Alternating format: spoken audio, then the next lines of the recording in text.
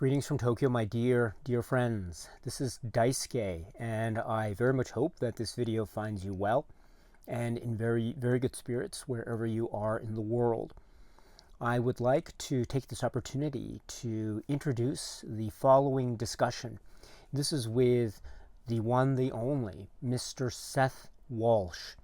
So I hope you enjoy it. I had a really fun time. It was really great for me to be able to ask Seth a number of questions about his cinema journey and about his discussions and outlooks and perspectives on certain works.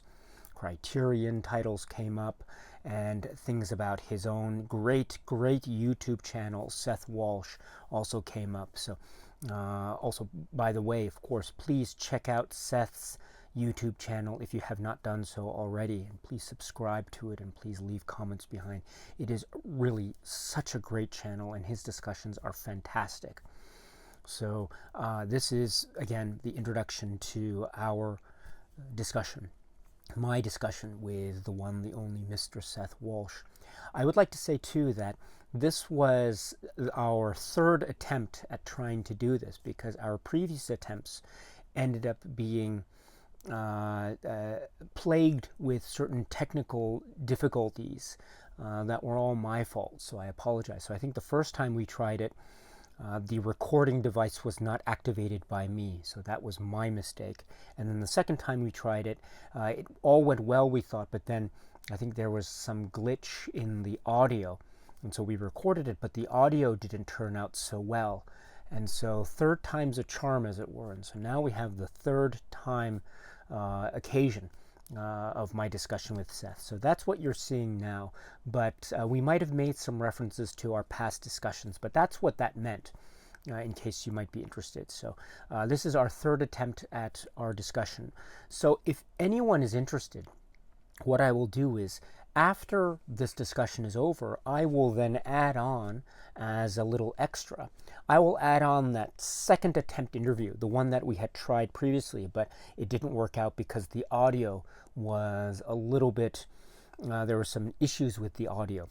And so if you are still interested, and if you don't mind the audio issues with such second interview, I will have that as the second part of this video, as a little extra, again, just in case you're interested. So as soon as this discussion is over, it'll then blend over into that previous unaired interview, as it were, again, if you were interested. It was such a great discussion, and so at the very least, I want to keep it up there, and again, if you are interested. But without further ado, here is that third time's a charm discussion that I was so fortunate to have with our dear friend, Mr. Seth Walsh.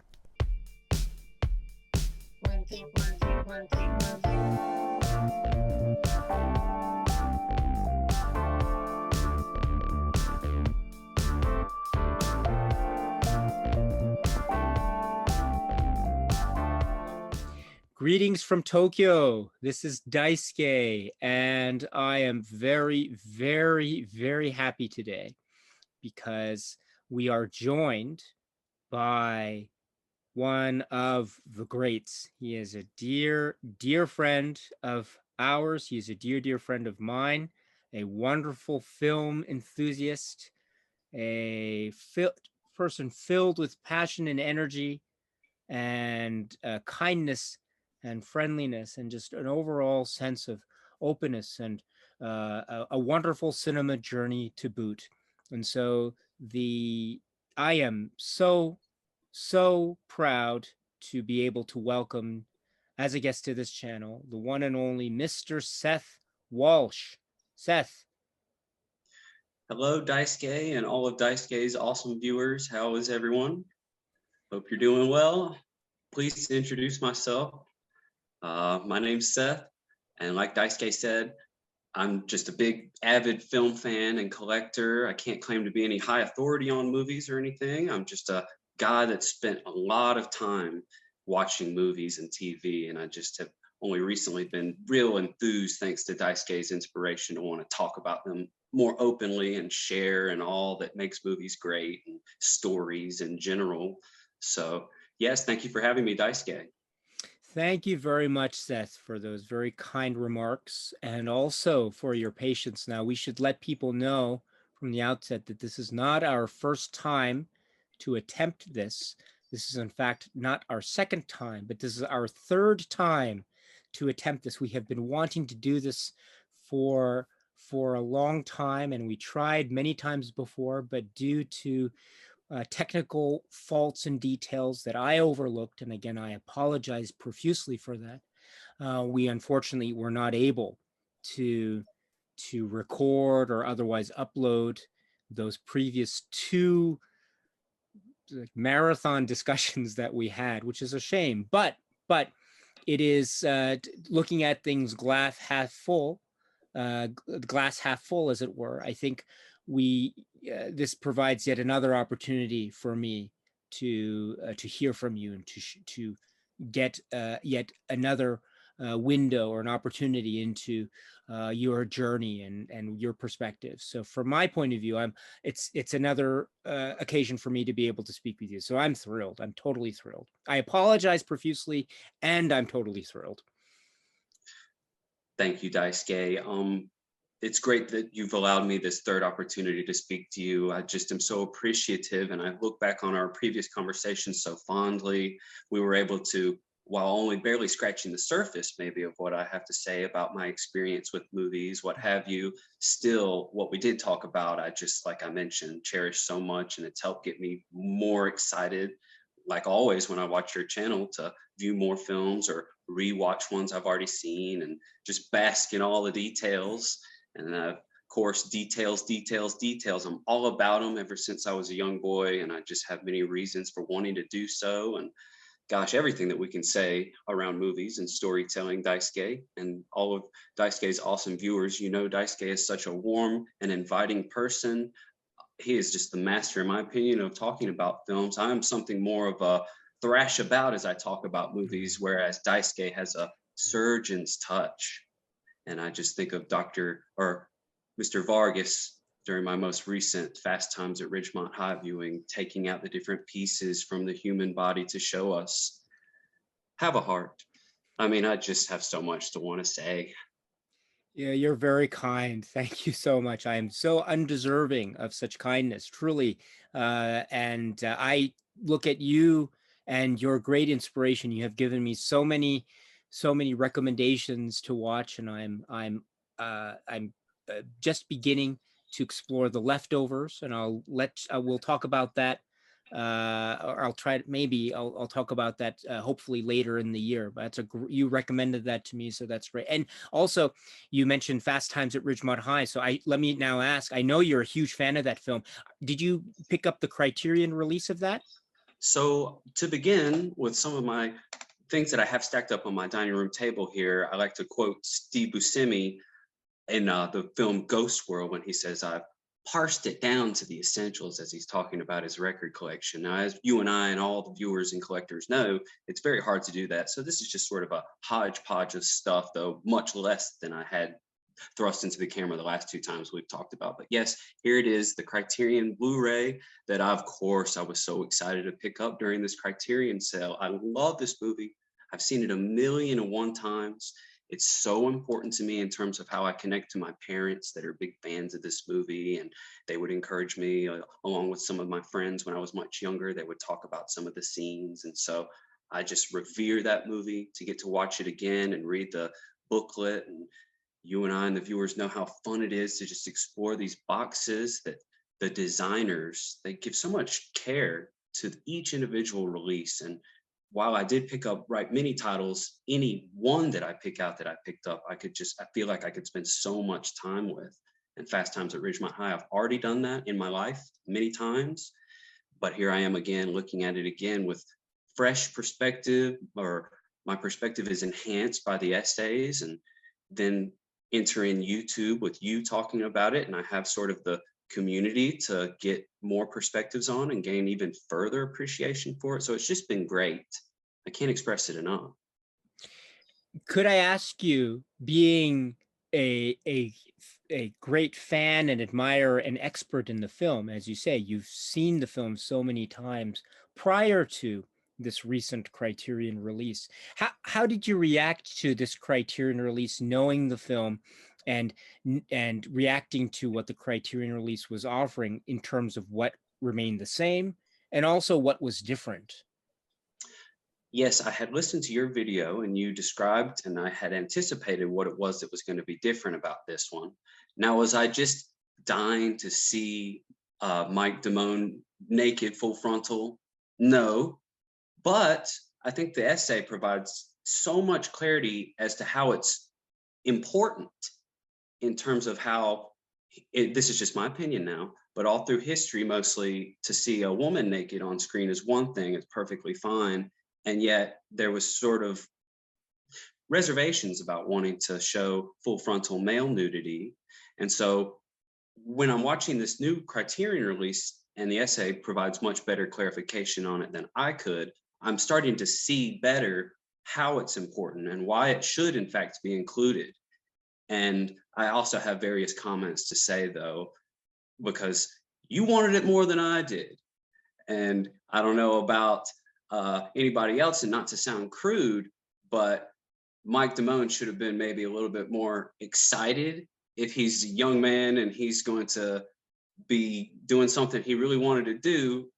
But anyway, that's neither here nor there. I do understand completely what it is maybe that the creators and director were going for and including that in the film. So yes, to re-explore it from that perspective. And I've gone through so many phases of movie appreciation. Maybe when I was much younger, this movie meant one thing to me. And then as I get older, and of course the Criterion, maybe I'd have felt this way long before the Criterion released it. And so when they would first announce it and I would watch you say, Fast Times at Ridgemont High, Criterion is coming out. This has been many months ago before the release. It just blew my mind. And I'm reading some of the comments and I love the different opinions. Oh, Criterion shouldn't release Fast Times. That's not a good movie. And maybe there's that perspective, and I can understand, a little teen sex comedy, whatever. But it just means so much to me when there's a level of respect given to this movie that shows just how wonderful it really is, the era that it's in, the tender love and care given to the young characters and what they're going through.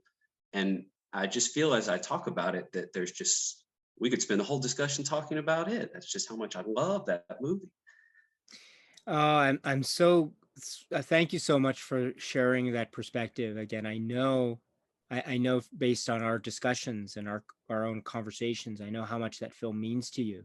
So that this is great, and it has that release seems to have your endorsement, as it were. So I'm very happy to hear that. And speaking of which, that was a recent Criterion release. Were there any other Criterion releases? I know you mentioned, I think, a few on your great channel, and we'll get to your great channel momentarily. But before we do, while we're on the topic, were there any other Criterion releases that you caught up with recently? I know there's the Barnes and Noble sale and other methods. So, is there anything else you wanted to mention here while we're on the topic?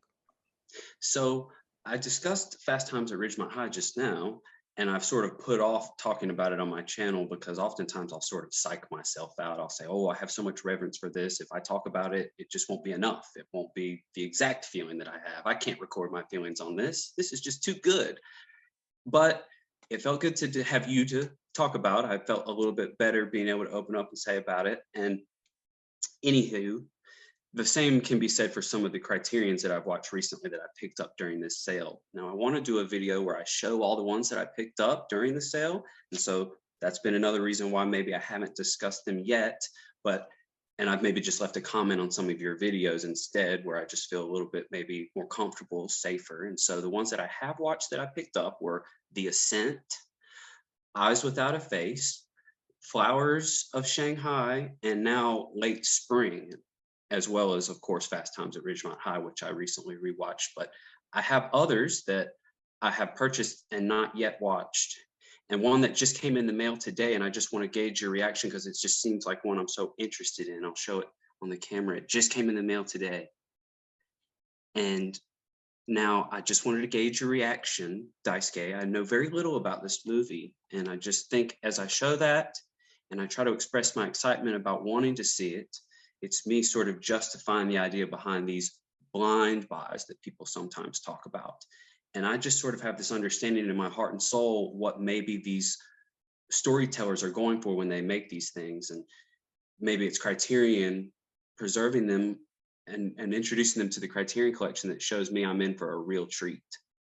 So there's many that I have sitting here waiting to be watched that I'm so excited. The World of Wong Kar-wai box set. I've got Blue Velvet by way of our friend Jared Wignall's recommendation. I'm so very excited to see that. I have not watched it yet. And you've mentioned David Lynch so many times that I'm very much interested in trying to get back into his works. And I've got a few of his films here with me also to show and talk about. But before I do, and also what came in the mail today, and also something that I'm just so appreciative of us getting to spend time talking about. And finally, the 007 box set. There they are, all the James Bond actors right here on the front. I mean, I could look at this box all day, and I finally have a shrine to commemorate our discussions, our group discussions. Hello to any of those that join the live stream Bond discussions. I've loved it. It's been so wonderful, and I discussed how the buffering quality of the last film that we talked about, Die Another Day, it really made me so upset that I just, as soon as I got done watching it, I got the Blu-ray set finally. So here it is. Now, I've claimed to be a Bond fan, but I haven't yet owned it. I'm so disappointed in myself, but there's just so many movies I love that I don't yet own. Willy Wonka and the Charlie Chocolate Factory was on my mind today, and yet I don't own that. What's wrong with me? It's one of my favorite movies of all time. Now, sorry to get off track. I'll let you speak. Oh, so to borrow, to paraphrase from Willy Wonka and the Chocolate Factory, you're not saying, "Oh, I want it now. I want it now." You're not I love that So movie. oh yes, Daisuke. I was mowing the yard today, and I thought about the whole movie in my head and how it's sort of a musical, and it got me thinking about Gene Wilder because I Yeah. really wanted to mention one of my favorite comedies, Young Frankenstein. It's probably my favorite comedy of all time, That's and a great choice. it got me thinking about Mel Brooks a lot, and not only his films that he's made personally, but those things that have been tinged by his greatness. And now we've talked about this before, but the Elephant Man, where he's uncredited, and you just see that he's not just a comedian, he's someone that has great appreciation and understanding for real storytelling. And also, I know I've shown this to you before, but it's just my favorite season of any show, of anything ever. The fourth season of Curb Your Enthusiasm. Now, that's the one that has Mel Brooks as the director of the producers, getting Larry David to be the star of the producers. And I just have this feeling like, wow, Mel Brooks, you really are a complete and total genius who has provided so many keys to open new doors in my mind. And I just wanted to have a moment to bring up Mel Brooks. That's wonderful. Things are coming full circle already. So you spoke a little bit about David Lynch, and now you're talking Mel Brooks. And I was thinking, oh, this is so perfect. Oh, to bring up Elephant Man. There you go. There you go. It's like you're reading my mind. It's wonderful. Absolutely Oh, wonderful. Yes. I sometimes feel like a frog jumping from lily pad to lily pad, and each lily pad is a different movie, and they all sort of exist in the same pond. I mean, I've come up with these different metaphors maybe to discuss. And also, before we get carried away again, I got to thinking about the group and the live stream discussions. Shout out to Mr. Sanvrit Das for leaving such a great comment on my channel. He had mentioned that due to my recommendation, he was convinced to want to watch LA Confidential, and he left such a great comment. And that's really part of the reason why I've wanted to talk about movies openly on YouTube. The fact that I've been able to convince someone on the other side of the world to watch a movie and he wanted to tell me about how good he thought it was, that's just been one of the most great treats of my month and week. And thank you, Mr. Sanvrit Das. It was really nice of you to talk about LA Confidential with me. I'm sorry to keep taking us off track. Oh no, no. There's so much here. So where should I begin? So the LA Confidential, that that I don't know. I saw that in the movie theater, and it was I don't want to I don't want to speak too much in detail about it, but there's a particular moment. It's just did I just see, did that really happen? That sort of moment, and maybe you know what I'm talking about. There's a particular moment that happens. Um, what should I say? Rollo Tomasi, shall I say that? And then so that was, I remember this was a moment where in the theater it was this tense moment, but it was silent. Everyone was just in shock what was going. Yeah, it's just wow. It's amazing film, absolutely amazing film. Yes, that's a great one. It's a modern classic, and I think it was heralded as a classic since it was released, but it wasn't undue praise. It was really it's held up so well over time. I think really well. I think so. Uh, that's a great choice indeed. And also, let me say too, which is the Bond films. So you've been very kind to attend the live stream discussions that we've been having on the channel about the James Bond films, each of them, and it's been going on for over a year now, I think, about a year, maybe not over, maybe almost a year. I forget exactly when we started, but uh, kind of on and off. But we've gone through each of the films now. And so I want to thank you very much. We've gone through all of the Eon films, and so we have a couple more non-Eon films left to go. And then plus we have a new film that's going to be released later in the year, of course, No Time to Die. But I'm very, very excited for that. I should thank you too, because of all of your great insights. In particular, for example, you provided some great insight for me about the film Spectre, and I came into the discussion being somewhat or quite negative on the film in my own personal subjective take on it. But thanks to you and others, I've begun to be able to start to appreciate it more. I'm still working with the film, of course, but thank you very much for that. It's given me a new lease on life in terms of viewing that film, and so I'm very, very grateful to you and to others for that. Thank you very much. It's been such a fun time for me to get that response from you. So thank you.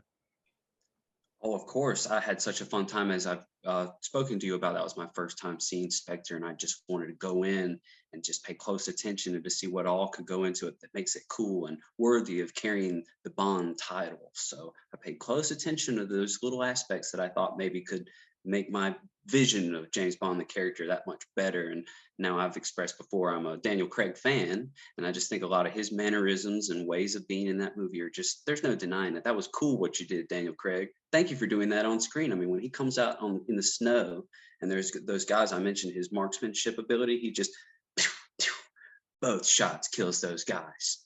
Or like you mentioned, when he steps out of the base and it's just, he's got that rifle and boom, boom, boom.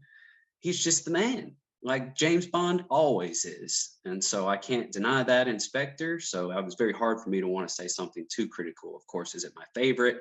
Probably not, but a worthy entry nonetheless. And like I mentioned in maybe my comment, I just like that they're attempting something different with the Daniel Craig Bond films, some kind of continuity. Is it the best continuity of storytelling? Maybe not, but there's just so much to say about what James Bond is to the film fan. I mean, like I say, it's been till now that I've owned it, but it's just been my whole life since I first saw James Bond as a young kid, where in my heart and in my mind, I just kind of want to try to be a little bit more like James Bond, if at all possible. And so I can maybe not talk about it like an expert, like some of our good friends, Damn Fool, or anything like that, but I just do love it so much, the whole franchise, and I look forward to the new one a lot.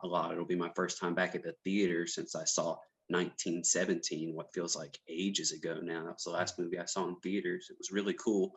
And also Danny Boyle, we're going to make the connections there too. I think what is it with regard to the Bond films? Could you tell us what are your top favorite Bond films? Well, it's hard for me because a lot of these ones I haven't seen until recently with our discussions. Timothy Dalton, License to Kill, I had not seen that until prior to the discussion. And so it's hard for me to want to give it a definitive ranking, but I got to say that that's definitely towards the top in terms of recent viewings. But I think if I go back towards like my childhood of ones that I have a high regard for, it's probably GoldenEye. And of course, I've mentioned to you the very personal connection I have with The Spy Who Loved Me. My mom has the vinyl album, and it would be her talking about that movie when I was a very young boy and her fandom of that, similar to how she introduced me to Godzilla. And it was just her enthusiasm that infected me at a young age to say, oh, wow, I hear what you have to say about this. I got to check it out. I got to check it out. And she was just Carly Simon, all the reasons why The Spy Who Loved Me is great. And it just, I was able to sort of put myself in her shoes of what it might have been like to see that movie way back in the day. And then also how I might feel about it here as we exist in the modern era, as it were. And it's just a lot of fun to think about. That's great. Those are great choices. And I do also know that, as you mentioned in, say, the live chat comments or the comments after the fact, and doing that, as you mentioned, with, say, License to Kill just now, a number of them were your first time watches. Like I remember, I think if I'm correct in my recollection, you had a similar approach to the film. What was it, Thunderball? Was that right too? Yes. And So, oh, no. I'm just, as soon as you said Thunderball, I mean, the underwater battle was in my mind. And so I just got a little lost with the harpooning and all that. It's just yeah, very funny to think about. that's a very that was a fun discussion. So thank you very much. What what I really I admire so many things about you, Seth, but one of the things I admire so much is your ability to have specific recall of films, uh, even after you've watched them, say, for the first time and only once. You have this very incredible gift of being able to pinpoint specific scenes that really and speak about them in great detail. And so you have this ability to pinpoint and to catch all these very specific intricacies and details, even upon just a single viewing of the film. And I think we spoke a little bit about your first viewing of a film that I admire so much, and I've seen so many times, which is Edward Yang's film Yi Yi. And I think you'd seen the film only once, but we had this discussion, and you spoke about a really important scene and with great detail. And I was incredibly impressed. I was trying to recall when I saw the film for the first time. And I didn't have that degree of recall as you did. So, and I have to watch the film many times, but you have this great gift. So, and that was true also in all the films that I've had the great pleasure of hearing you speak about, including the Bond films. So, well done. I wish I had that ability. I don't, which is why I'm very jealous. But I'm so impressed with that. Very Thank you much so so. much. Thank you for that compliment, Daisuke.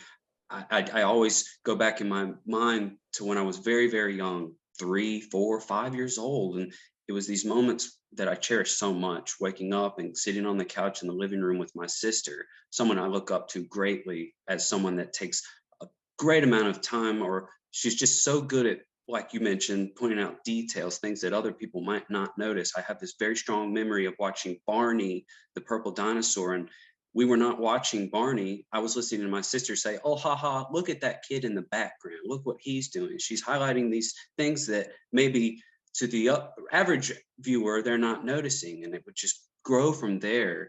And I just, speaking to my sister recently, we would hang out on July 4th and she would show me a video on her phone, and she went into great detail of her love for one of our shared favorite shows, Saved by the Bell. She was saying that, and okay, viewers, I understand maybe that's not the finest show, I understand, but even so, there's so much to want to say about it. And she showed me a video from the Las Vegas wedding movie, and towards the end of that, it shows oh my God, a totally tender. I mean, I was almost moved to tears because it shows Kelly and Zach all growing up and all their tender moments together as it plays this very like romantic, tender song.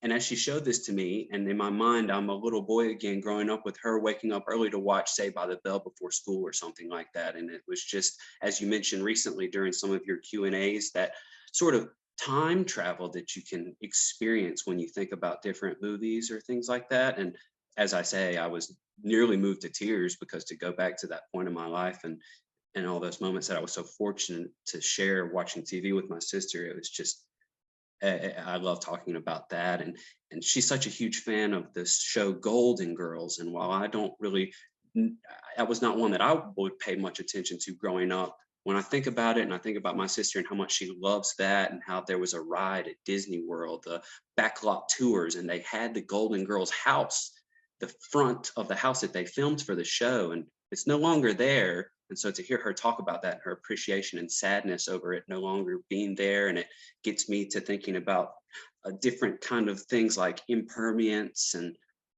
everything. It's just I'm so grateful for how film and TV and sort of the time capsule aspect of them can conjure up all these emotions and feelings and thoughts. And Oh, please let her know that I too am a big fan of the Golden Girls. I used to watch that growing up. What was it? I still remember, you'd have, like, was it? Well, I don't know. I'm sorry. Just please let me indulge myself. Thanks for the Medicare, for Blue Cross and Blue Shield, for a hip that finally healed. So please let her know that I was a big fan of the Golden Girls. I haven't seen it recently, but for for whatever reason, memories of the Golden Girls remain with me even now. So I love the whole thing too about how it's a sitcom, and the idea of they're saying goodbye to people, and oh, goodbye, goodbye, but do they go to the airport? No. Do they go outside? No, they say goodbye in the living room and then they leave the door. I love that really charming aspect of sitcom, and the human drama that is that is taking place in the sitcom environment. It's wonderful. That's a great show. That was a really interesting show. Yeah, but well done. So you watched a lot of TV too, right? Or you watch a lot of TV? oh gosh, yes, I could just go on for TV all day, every day. I mean, there's not a day that goes by that there's not some kind of theme or musical track from a movie or show that goes through my head. I mean, just the other day, just sit right back and we'll hear a tale of a fateful trip, and that's Gilligan. And I just love all those old shows, and I just enjoy thinking about my experiences watching them when I was very, very young. And I thank you for the compliment about paying attention to details. But one thing that I just love when people tell me is they're like, Seth, you've got an old soul. And I'm just like, well, thank you so much for making a comment like that, because it's just been my whole life wanting to explore these sort of older things. And I don't mean to sort of sound like a hipster or anything, but it's just been my stubbornness maybe to want to go against the grain and explore things that are old and just not pay much attention to some of the things that are coming out brand new, because there's just so much to want to explore back through all history. And I just have my plate full, as it were. So it's just oh gosh, Daisuke, I could just go on forever about different things. I had a thought recently of how much I love maybe what I would call fan service. I had this thought recently about Bryan Cranston in Breaking Bad. Now, it's not my favorite show. In fact, I don't even know if I really care much for that show, but I love how at the end, if you go on YouTube, you can see a sort of fan service of him next to the mom and Malcolm in the middle, and he wakes up and it's been maybe a dream, that all of Breaking Bad was just a dream, and it was just the dad Hal on Malcolm in the Middle the whole time. And he tries to pull a move on his wife and she's like, what are you doing? And he's like, okay. And he goes to turn the light out, and there's the Heisenberg hat sitting on the chair, suggesting that maybe he really was Heisenberg the whole time. And it's just these things that other artists hint, nod, or wink at that I'm so in love with. And I have to mention video games in my cinema journey, because I think video games really do, if you're not just trying to beat the game, many times you can explore and you'll find treats that only add to the story, or you'll see references to other works. And I just have this thing where I consider it so important to have played video games and trying to find more details, because you'll spend a lot of time maybe doing, like I say, not important to the plot, but it just adds to it. I've been thinking a lot about this movie with Don Johnson. I know you've seen it, A Boy and His Dog. And there's a video game, Fallout 3 and 4, and there's a dog named Blood, and it's this post-apocalyptic landscape that you explore. And I just think as you explore these video games, you can see references to these works of art that, well, I guess every time you hear me talk, you see where I'm just trying to make the connections. And yes. Do you talk about video games a lot, for instance, on your YouTube channel? So, gosh, in my rare fortunate opportunities of private time where I'm able to immerse myself in things I'm passionate about, recently I was able to have a day where I was able to play through Max Payne 3 again. And I love that series. Much like I try to get at right now, I think that whole series is trying to capture the essence of film noir, detective, but it's also a comedy, it's comic books, it's so many things to me. And here recently to play the third one again in my life and see all the reasons why I appreciate that franchise has been such a treat. And so I was proud to have made a video on that, because much of what my YouTube channel, well, I couldn't ask anybody in good consciousness, please come listen to me talk for 45 minutes. But it's just more of me recording my feelings on my experience and just having it for posterity, or as I like to joke, for the kids. If ever there's time that's passed, I can go back to these videos and have on recording my thoughts and feelings. And it just feels good to exercise my opinions, like exercise, but also like a Catholic priest, sort of exercise these thoughts, because much of my life I'm watching these things, but then I'm alone. I can't share my thoughts and feelings with just anybody. Hey, stranger, listen to me talk about Max Payne 3. So I've got all these feelings playing pinball inside of my heart and in my head. So to finally get to talk about them does feel good. Now, if anybody's listening, you don't have to exactly hear what it is I have to say, but if on my YouTube channel, it's why I feel good about talking on YouTube ultimately, is that if someone leaves a comment, then we can engage in a discussion and I can learn more or further immerse myself in some of my favorite things. And so I hope that answered your question. Oh, wonderful. And your YouTube channel is, of course, under your name, Seth Walsh, and I'll leave all the details in the description box below. I encourage anyone and everyone to check it out. It's really wonderful. And please subscribe and notification bell and leave comments, because we are Seth is sharing with us parts of his cinema journey, or his journey along the way, cinema and otherwise, as you've indicated just now. And I think you mentioned a few moments ago, you made a reference to Godzilla. And I think one of the recent videos that you uploaded was about a Godzilla film. Could you tell us a little bit about that for anyone who might be interested to check it out on your channel? Oh, of course. So very recently, because I've had thoughts and memories around Godzilla come rushing back to me recently. I can't explain exactly why, but I've just been fascinated with Japan recently, or most of my life I have, but recently I've been in a very big Japanese kick. And so I watched Godzilla 1984, and sorry to get jumbled up, but it's just the memories of being, like I mentioned earlier, a little boy and having Godzilla, the character, introduced to me.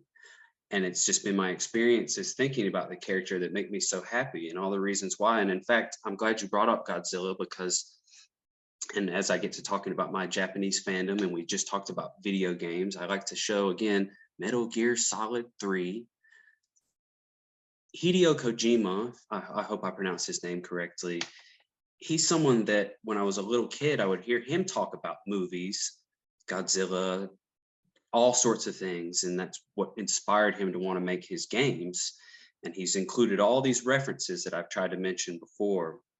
And I just think that games like Metal Gear Solid, sort of anti-nuclear weapons, goes hand in hand with other things like Godzilla, which seems to want to try to present to us higher ideals or deeper concepts to want to explore. This isn't just characters acting crazy on screen. No, there's a message. And that sort of goes right into what my reasoning behind wanting to watch films in general is. I want to see the message, maybe if there is one, that these stories have. And I could talk about Godzilla on multiple levels. Okay, you replied to a comment, and it made me so happy to read your reply talking about the Godzilla lips moving and all the special effects that went into the 80s version. And I try to talk on my channel how I can recognize how at the time this was a great enhancement compared to the 1950s Godzilla or those that they made in the 60s. And so I just have this great amount of respect for what they were doing to reintroduce Godzilla, the 30-year anniversary, 1984. And oh gosh, I speak a little bit about my love for his roar on my video. I could listen to it a million times, Godzilla's roar. But And you mentioned, maybe we should have a spoiler here, but yeah, what the heck. You mentioned the scene, the very, very, it's a wonderfully kind of, it's a wonderful scene in how almost mysterious it is. The prime minister and his crying. You know, the please tell me what is on that audio commentary. I'm Well, glad yeah, you brought that up. yeah. So I have the Japanese Blu-ray, and the Blu-ray has commentary with a moderator and the special effects sort of director, Terushi Nakano. And the moderator asks him when the scene comes up, and it comes at a very crucial scene, and it gives a close-up with very dramatic music.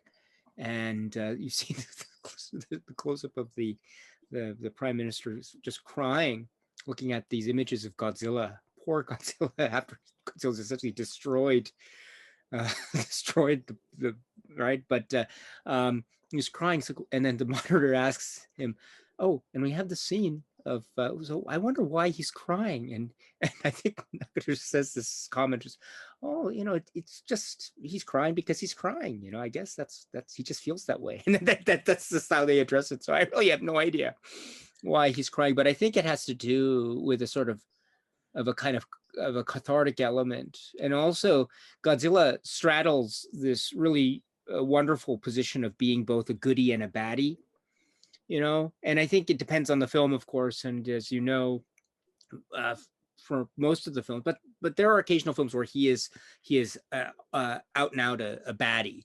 And I think Godzilla in 1984 is an example of this. But I think that moment is suggestive of the fact that he is still potentially anyway a very sympathetic character. And then that scene is one where he's perhaps in that film in the most sympathetic position. You feel the most sorry for Godzilla in that particular moment. So, and of course his role will change, because then that, as you know, it brings about the rest of the Godzilla films, which are known colloquially as the Heisei era films. And so we have Godzilla and his positioning as a type of ally, but it's a bit ambiguous, but he's kind of an ally, a kind of a goodie. But there are some nuances to that. But I think this is providing the foundation for that setup in an interesting way. Right? Just all to me adds to what makes Godzilla one of the quintessential Japanese mascots, and everything that he stands for. And the prime minister crying to me sort of felt like the prime minister's understanding of the legend of Godzilla and his level of importance in terms of what he represents, a weapon, a man-made weapon of destruction, mass destruction. And I think the 1984 is my favorite representation of him. It's just like I've mentioned in the practical effects video that you uploaded recently. But yes, gosh, when he blows that breath across all the vehicles and then there's a long pause. Oh, it's so wonderful. But also, oh gosh, I don't know. I just wanted to also mention a couple other movies that I had seen recently, and I was so in love with this, and I had read that this might have been one that is difficult to watch and how it would require multiple viewings, but that's just one that I instantly could see where the genius was. And I think exploring the supplements drove that home, especially with the director talking about the historical aspect in the novel and his exploration of the novel and how hard the novel was to read. And I don't know, it was just that moment where Master Wang is hugging Crimson from behind and she's crying and he's asking her to not be so sad, of course, because there's a lot of off-screen drama that maybe at this point in the film we don't have a very good grasp of. But as you watch the rest of the movie and you go back to some of these interactions and you watch the very subtle facial expressions, I like to highlight from the very beginning and several dinner scenes, you'll see Master Wang not even speaking, while some of the elder characters are having a discussion about relationships, interpersonal relations in general. I think you've highlighted in your videos just the different layers that you're able to peel back in these discussions and strike at more of the heart what this movie's trying to say. And so it's one that's haunted me since I watched it the other morning. I've thought a lot about it and wanted to just in my own head try to figure out more what's going on in this mysterious, awesome movie. And that's just one criterion amongst many that I still have to watch and rewatch and talk about on my channel and try to share my real thoughts and feelings. It's just all really about me opening my heart, something that's never really serviced me in the past, but I just really want to and share in these great stories and try to spread the joy and wonder of these movies. That's amazing. So you saw Flowers of Shanghai once? Oh yes, and I look forward to watching it again. I mean, That's amazing. I think the essay really helps also highlight some of the finer points. I've tried to explain it in my comment, and I always feel kind of bad. I don't want to waste any of your time when I write these long comments, but it's just me sort of like I mentioned earlier, just wanted to get it out. Most of my life I've been sort of alone. It's not to say that's not something I don't enjoy. I love to be alone, but there's something to be said about wanting to finally get with a group of people that understand what it is you're trying to express when you talk about movies. Maybe most of my life I've been made to feel maybe like, oh, you're trying to sound smarter than you really are. And I get to so self-conscious there. I don't want to sound like a pseudo intellectual or anything. I'm fully cognizant that I don't have any higher authority on these movies. This is just me watching them and having an experience with them and realizing now finally, thanks to your channel, there are a lot of other people out there that maybe think the same way I do. So it's just been revelatory to be introduced to. It was like a light bulb going off in my head when I found your channel. Like, you know, if I want to talk about movies, there's the internet and I can just emulate your style that says, like I mentioned to you earlier, you know, please come sit down. We can have a discussion. There doesn't have to be any sort of arguing or making one another feel bad for their personal interest. We can have these sort of open discussions, seeing as how there's like-minded people out there. So I can just only say thank you for providing the platform to even try a little bit to get these thoughts and feelings that I'm got inside of me bouncing around, like I say, a pinball machine. And speaking of pinball machine, I just want to say how much I love pinball. There was a Jurassic Park pinball machine where like a T-Rex or a raptor came down and ate your ball. And it got me to thinking about all the pinball machines. Demolition Man, a movie I love, all the other machines. And that's just another thing where there's people out there that appreciate these movies and things so much, and they're designing these games or references. You know, I showed Elephant Man earlier, and shout out again to one of my favorite interviews you had with Drusilla Sister Hyde. I'm just such a fan of seeing talent. I think that's what drives me a lot to see movies and works of art. The people that do these things, they're so talented, something that I'm not. I have no talent whatsoever. And that's someone that was able to take their appreciation for a movie like Elephant Man and draw this great cover. And it's such an important part in the story and just how it was designed. I love watching other people talk about and show us their appreciation for things in all the ways that you can do that. So it's just inspired me to want to try to do that myself. And while I'm just a wild rambler, you know, hopefully somewhere in my words and talking about my just feelings on these things, there's something. And it's also a way for me to try to better know myself, because I feel like I've had my own personal experiences in life. I am Seth, but I feel often that I've existed through movies. I mean, there's just been so much time that I've watched movies that who I am is somewhere in these movies. And so as I explore them and I watch them and I ask myself questions and I challenge my opinions when I watch these movies and you know, I'm someone that has conflicting opinions. I would like to say I've got this shirt on, Clockwork Orange, and that was a movie that I loved growing up, and then as I got older, maybe it was one that I could see why I might not like it. It's a very violent movie. I don't want to see these things going on screen, especially as I get older, maybe. But there's still that part of me that says, no, no, no, no. Of course, I love this movie. And so there's an internal argument that I have that I enjoy having. That's on the one hand, I love this kind of stuff. On the other, I could see maybe where someone might not be interested in this. And so I don't know how much you believe in zodiac signs, but I'm a Libra and I very much identify with the scales of trying to just balance and find somewhere, yeah, the balance of the different opinions I have on these things. And it's just fun for me. There is so much here. Wow, this is amazing. So um let's see where to begin. You know, I always think of it as a cinema journey, and how it's like you can tell a lot about a person through the cinema journey. Or I always like to say, you can tell a lot about a person by the types of films that the person likes. And I don't mean that in any negative way. I mean that really earnestly and sincerely. And so, and you can get to know someone that way. And so I always looked at it that way. But you say something which is uh, uh, quite different in many ways, which is you feel like you've lived your life through movies, or that they are a representation of your life in that way, which is a kind of a different way to think about it. I've never thought of it in quite that way, but the more that now that I listen to your comment, this is very intriguing. It well, that's very intriguing. It also shows a type of way that it's the subjective relationship and how much we inject ourselves in these things that we are engaged in, and that's a very important aspect. It's not just us uh, absorbing information from that's part of it, true, but the other, it's a two-way street, as it were. Well, that's a very interesting way of putting it. I've never thought of it that way before.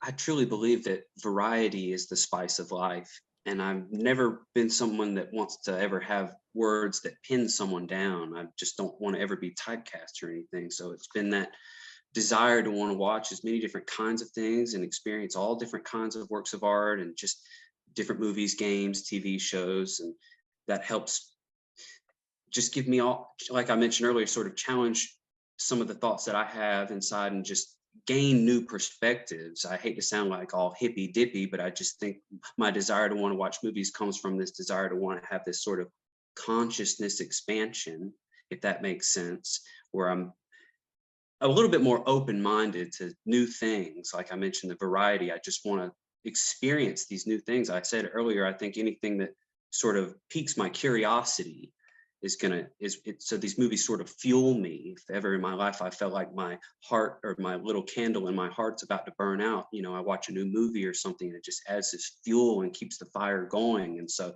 that's been my desire, to want to keep watching and experiencing new movies, because it keeps me going. It's maybe in a way the escapism that film provides. When we watch it, I'm not thinking about my life, I'm thinking about something else entirely, a story, a moral. I hope what I'm saying makes sense and is coming together. But it's just, maybe without sounding like a depressed person or whatever, but there's always just been sort of a level of tumult in my life, or just things going on that's life for everybody. And it's just been, when I'm finally alone watching movies, it's allowed me to just process what it is I've personally been through. I know other people on your interviews have maybe said this way better than I could ever express, but it's just, movies in a way saved me, and I just owed them so much. And so, yes, like I say, I hope what I'm saying makes sense. But No, that's great. That's absolutely great. And the I think the way that the type of, how should I put it? You obviously invest a lot in this engagement process we call watching a work of cinema. And so that's very important. And that means that these works take on this incredible significance. And also it means that you can engage, or you can have this wonderful interaction with films. Like for example, when you were speaking a few moments ago about pinball, and I love that image about how it's like a pin, the pinball in your heart. And you mentioned Jurassic Park. That was a wonderful a connection to Jurassic Park. But when you said that, I immediately went to, I don't know if you know the film Before Pinball Sunrise. Wizard. Oh, pinball, yeah, but Before Sunrise. I was thinking of Before Sunrise, the Richard Linklater film, and with Ethan Hawke and Julie Delpy. And there's a great scene involving a pinball game, or a number of games, and these two characters, and it's a really splendid moment, and you get to know a little bit about who these characters are, a little bit about their backgrounds, and so I love, and then so that's connecting with their lives, the characters' lives, and it's recalling a film, and it's also recalling something that you mentioned about how it's reflecting yourself. So that's a very interesting set of parallel stacks that a single viewing can suddenly ignite all at once, which is a really fascinating thing. I mean, it's true, I suppose, of all art forms, but there's something rather unique, not unique necessarily, but there's something very magical, at least the way I see it, in terms of engagement with cinema, and how that really sets off a lot of different ideas at once. Yeah. Well, I always mention that quote from the film Yi Yi, that Fatty mentions the many lives that you can live through film. That's a great quote. I thank you so much for bringing up Yi Yi earlier. I know we talked about that, but that was just a conversation I cherish so much, us getting to those details that movie has.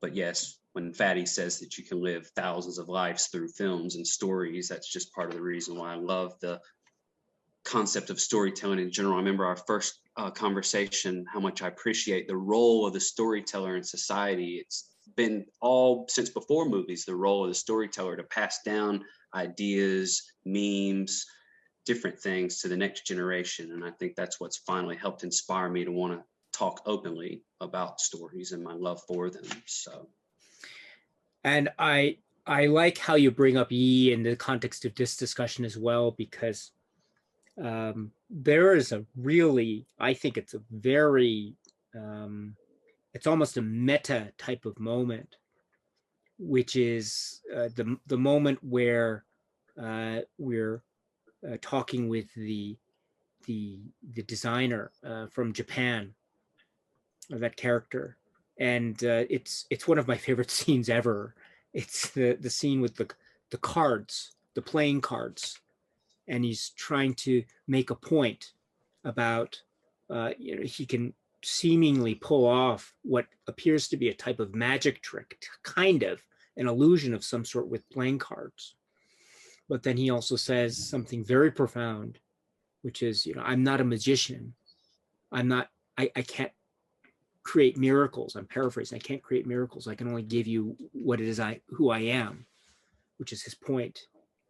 And of course, we know how that plot plays out towards the end of the film. But the essence of that is, it's almost like, and that, I think that's such a meta moment, because on the one hand, it is cinema's, the oft used phrase is cinema's like magic and the illusion and the fantasy, which is beautiful. It's wonderful, by the way. But there's also something of a very direct humanness. And I think that moment in that film, you can almost tell it's constructed. You can kind of tell how it was. There's a little bit of a difference in terms of the voiceover. So maybe there's something to do with post-production there. So there's a little bit of the magic that's being revealed in an interesting way. So that's how I mean by it's meta. You can kind of tell how the scene was constructed to create that sense. But at the same time, the point is not the magic, but the point is the real, or the earnest, or the honest.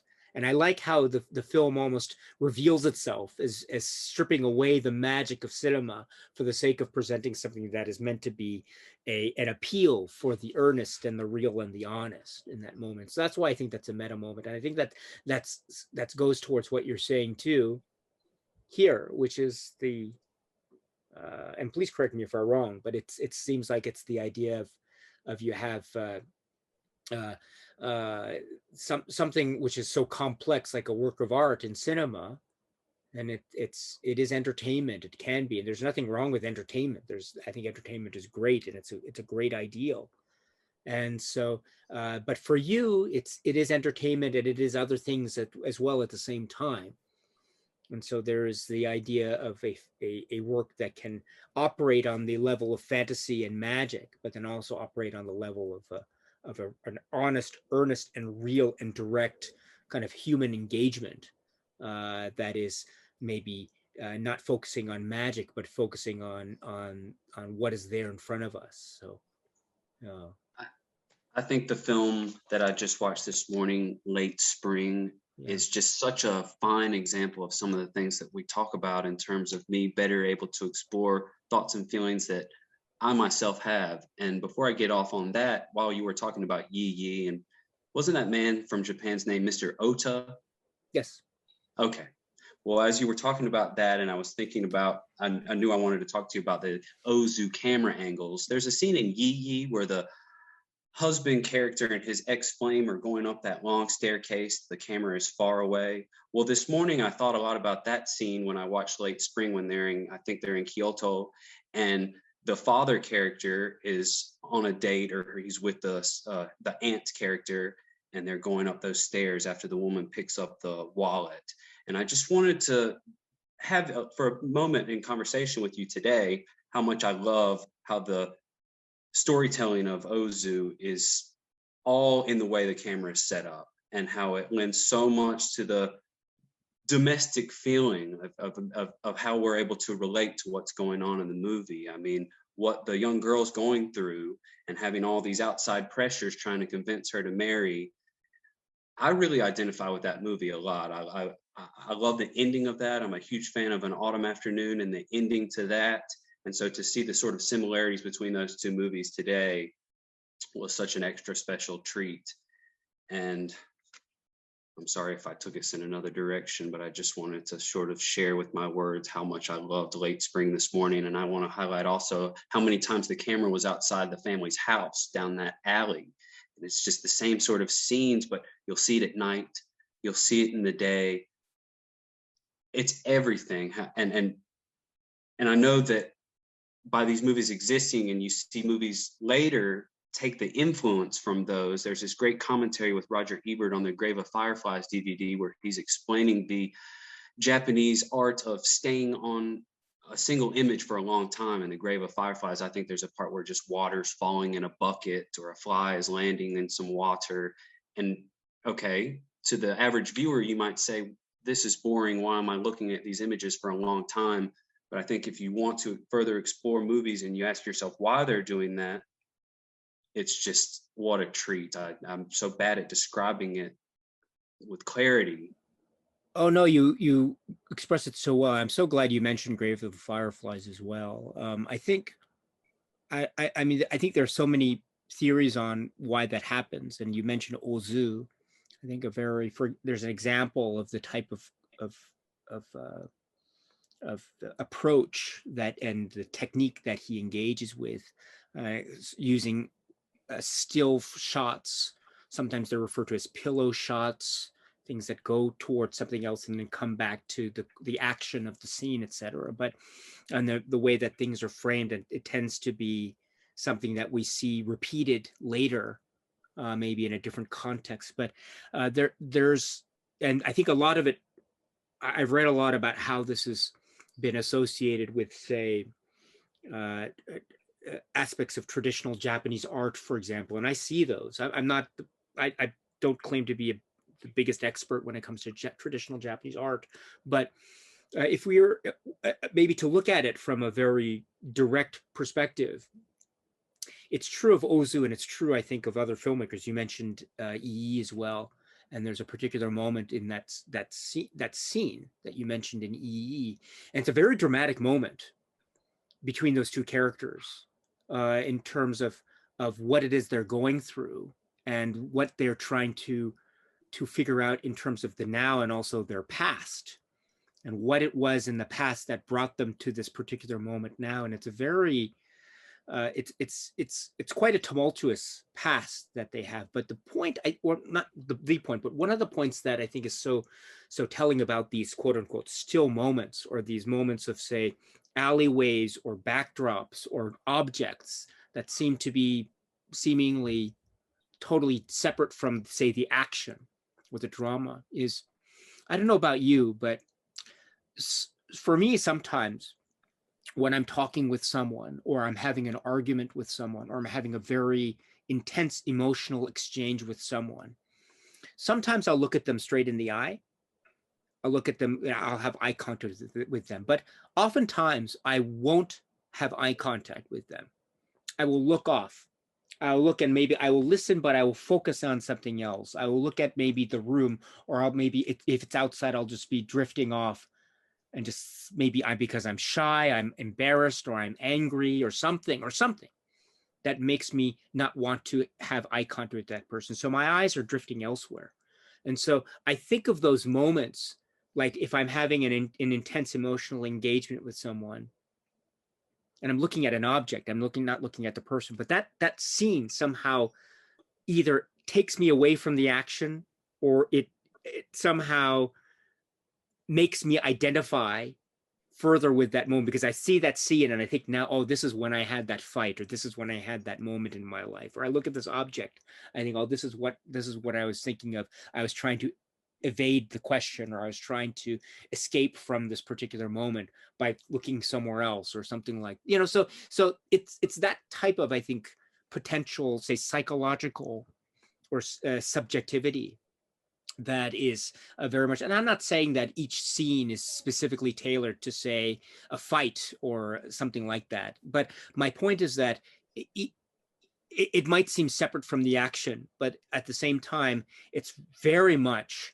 I think, arguably, very much part of, it's totally interwoven with the directness of the emotional engagement of the characters, whatever that emotional engagement may be. It might seem, maybe on a daily basis, it might not seem significant in the grand scheme of things. It might be very trivial, or it might be very significant, and it might be very consequential. Whatever the case may be, still, I think that relationship between the space and the people, I think it exists. And I think it can exist both in the context of, say, a discussion of traditions of art forms, say,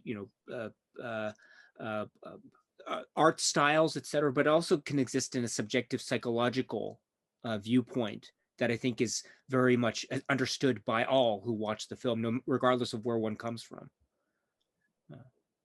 God, I have so loved listening to both of us talk about Yi Yi. That is no question, and I feel like my life has had several different phases of favorite movies, but if we enter in my most recent phase of movie fandom, there's no question that Yi Yi has taken on a level of master quality that has affected me deeply. I remember leaving a comment in your discussion of that movie of how much I can see real life in that family's inner workings. There's many fights, many tender moments, just so much that we've talked about that, like I mentioned earlier in the discussion, any one of these movies we could just spend an insane amount of time talking about, and that you were able to express what you just did just from the techniques and style of a film like Yi Yi is just a testament to its power. And I just, wow. I mean, that's us finally able to talk about these things. It's only been my reverence for these directors and their ability to show these things and evoke these feelings, and now to try to put it into words is so awesome. I love listening to you talk about this kind of stuff. That's why I'm such a huge fan of your channel. Oh, you're very kind. No. Thank you very much. This is, I think, what's great too is the kind of perspective, because I mean, I don't know, I wouldn't be talking about this sort of stuff, were it not for your wonderful lead, and not just lead, but great insight in this talk right now. So thank you very much for sharing with me that. It's really, as I say, you have this wonderful command for detail. And I really should go back before I don't want to forget this, but I really want to commend you for a film, especially Flowers of Shanghai. You mentioned earlier the Ho Xiaoshen film, which was a recent Criterion release. That is a film that is, I think, very challenging.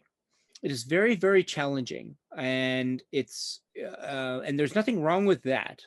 But it's a film that I think it rewards so much upon many viewings, especially if one, like myself, one is not familiar. Like, I'm not familiar with this particular period of history, and so I'm not a historian. I'm not an expert. So for me to watch, when I saw the film for the first time, I had so much trouble. I still do, in terms of trying to understand exactly all the significances. And I don't claim that I know all of it, but upon that first viewing, it was a very challenging uh, film. And so there were so many things I loved about it, but there are many mysteries that were and still remain mysteries to me. And so I'm so impressed with your ability to watch the film and view it, even upon a single initial viewing, like you've just said you've done, which is amazing to me. So well done.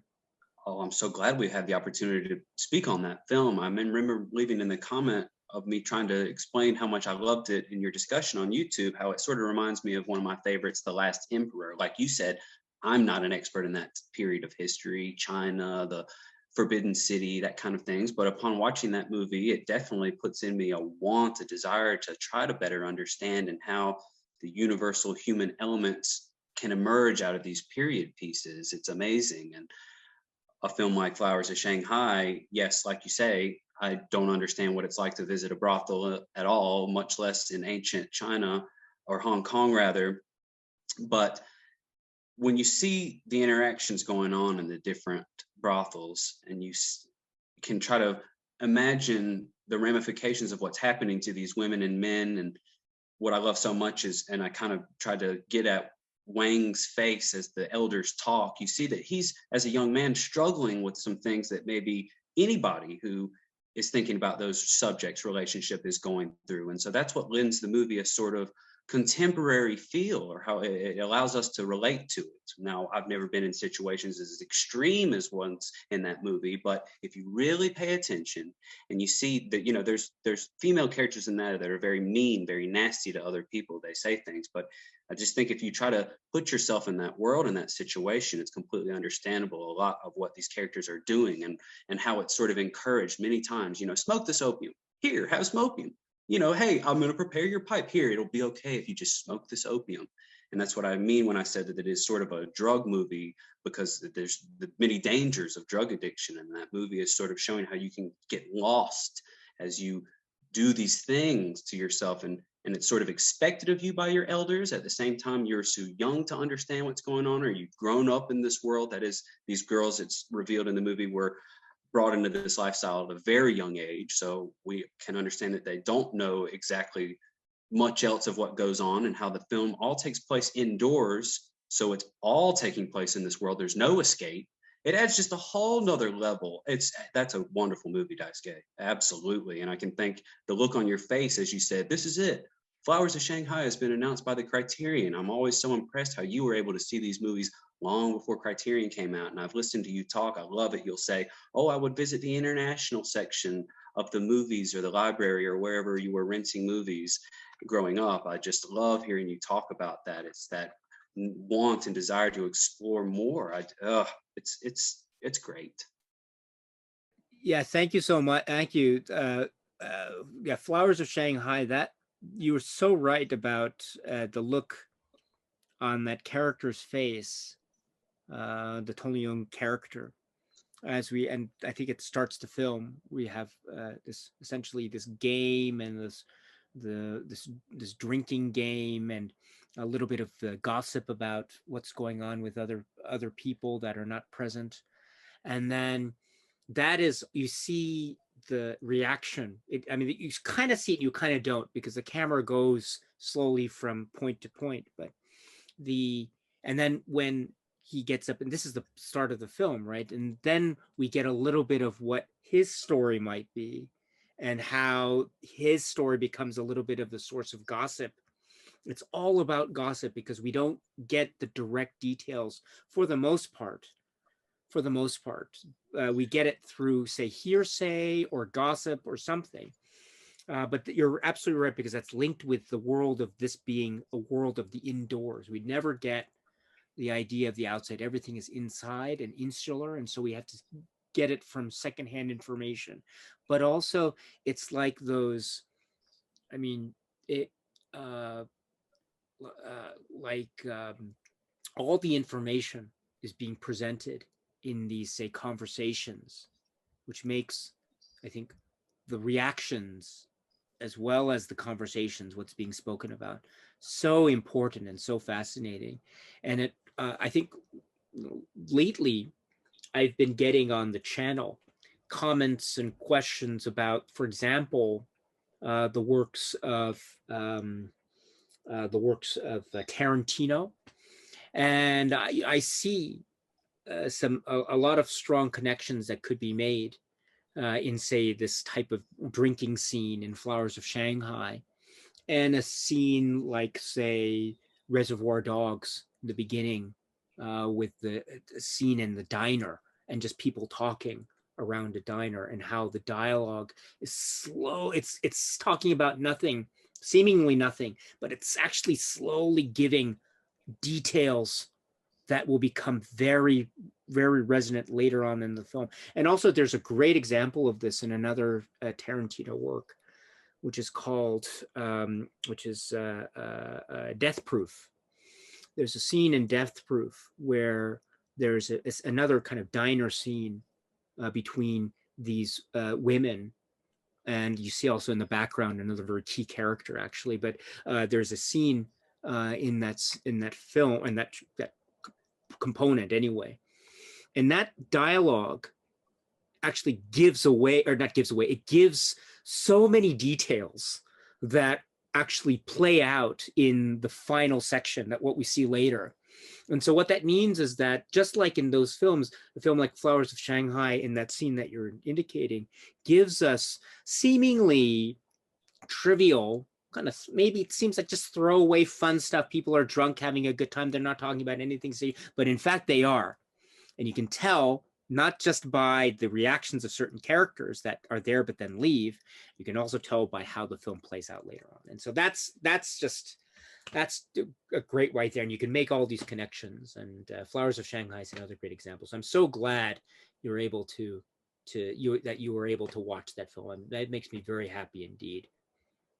Well, it's all really just about, and this is another way of explaining what I might have said earlier. It's just a way of, for me to want to learn more about the different ways to tell a story. There's so many ways. And as I listen to you talk and you go into great detail of the techniques, the setups that end up with these payoffs, or if there's not a big payoff punchline style moment, it's at least all coming together in a way that, if we think about it, in all the different directions the conversation can go, because gosh, I mean, we have not even yet gotten to the technical mastery of a film like Flowers of Shanghai, all one take scenes in a way, and how the essay goes into great detail of how the director was so fun to work with as he let these people sort of act natural in a way. And it just lends a whole other quality that we've yet to touch on, that lends to the mastery, the overall mastery of a movie like Flowers of Shanghai. And so, gosh, I know we could talk about that one alone also all the live long day.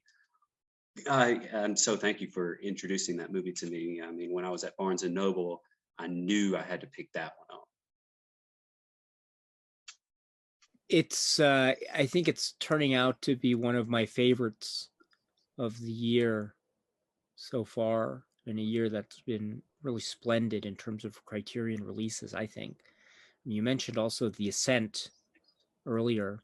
I'm so glad you were able to see that film. That is a very harrowing work and very intense work indeed. I was, when I read your comment, that I'm so glad you were able to catch up with that one, because that's one that I hope a lot of people are able to see, because that is such an important work.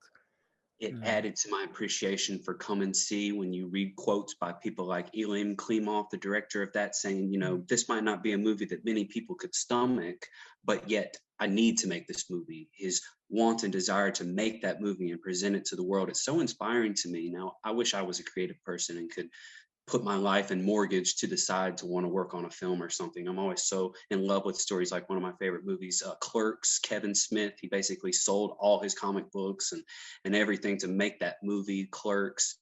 And so I just have this great level of reverence and appreciation for these directors and artists that feel so compelled to want to make these things. And now going back to the Ascent, and that woman's want and desire to make this movie, especially given the circumstances of Soviet Russia and the resistance to her being able to make that movie. It was very hard for her to maybe present the themes that she wanted openly. And so but also that gave her the ability to make it in a sort of subversive way. And like I said, I might have problems trying to describe the religious themes. I can't maybe describe it accurately, but as time has passed since I watched it the other day, and I read more about it, and I research a little bit more about the production and the reasoning behind its creation, or you explore the supplements, you do get a much greater idea of what that movie's really about. And oh gosh, I think maybe the back of Criterion boxes tell you exactly what it is you're getting sometimes, but in such a great vague way. If you read the synopsis on the back, and I think the back of The Ascent has helped me better understand what that movie's about. You know, or what's the word I'm looking for?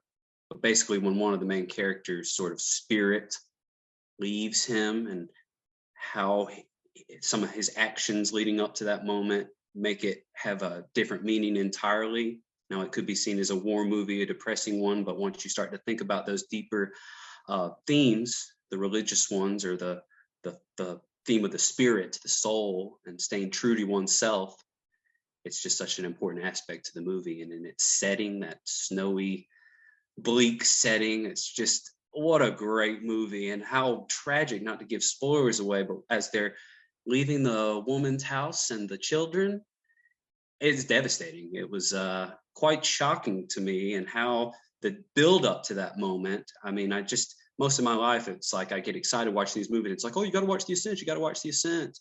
And it's just so frustrating. Most of my life, I'd kind of given up wanting to say that kind of stuff to just people, because it would be very hard for, I would imagine, just the average moviegoer to try to get at what I find interesting about The Ascent. I really don't want to come off as like, oh, I know more about movies than you. I hate that. I'm very self-conscious, and I don't want to sound like that kind of person. I just get very excited talking about these movies. And I just have this big memory of when I first saw Taxi Driver, and I would go in the living room and talk to my sister and her then boyfriend, like, you guys aren't going to believe it. I just watched the coolest movie. I might have been in like 8th or 9th grade.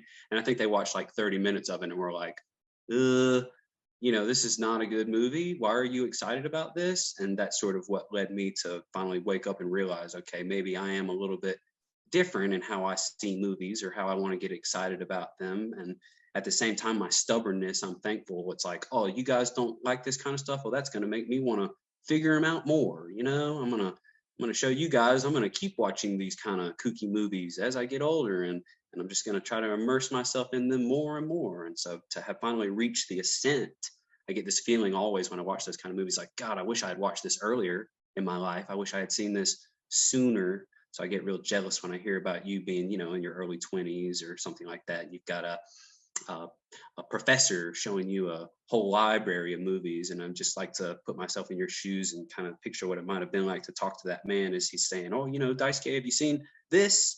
And what it might have been like for you to be like, oh, no, I haven't. Thank you for suggesting that. And you talk often of how many movies you saw during that period in your life. And it's just, I love hearing you talk about it. Oh, That's what I'm doing now. Thank you very much. Yeah, that's very, very kind of you to remember that. Yes, I was very fortunate. I wasn't. I'm not in any way I'm not I'm not any kind of like standout student or anything.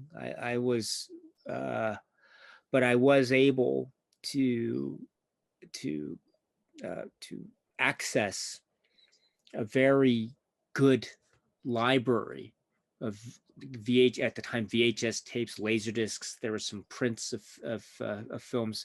I learned how to do to work a very simple 16 millimeter projector, and so I was able to project 60 millimeter copy prints of certain films that were archived there, including some rare ones at the time that were very rare. So it's not so rare anymore because of Blu-ray release, but at the time there wasn't any other Blu-ray release of, say, Fear and Desire, the Kubrick work, Fear and Desire. So I was able to watch that on a 60 millimeter print copy, and I had to be very, very careful, because if it broke, then that would have meant I was in a lot of trouble. But I was very careful, and I was able to project it. And so that was an example of where I was very fortunate to be able to watch a number of films that I wasn't able to prior to, and even since.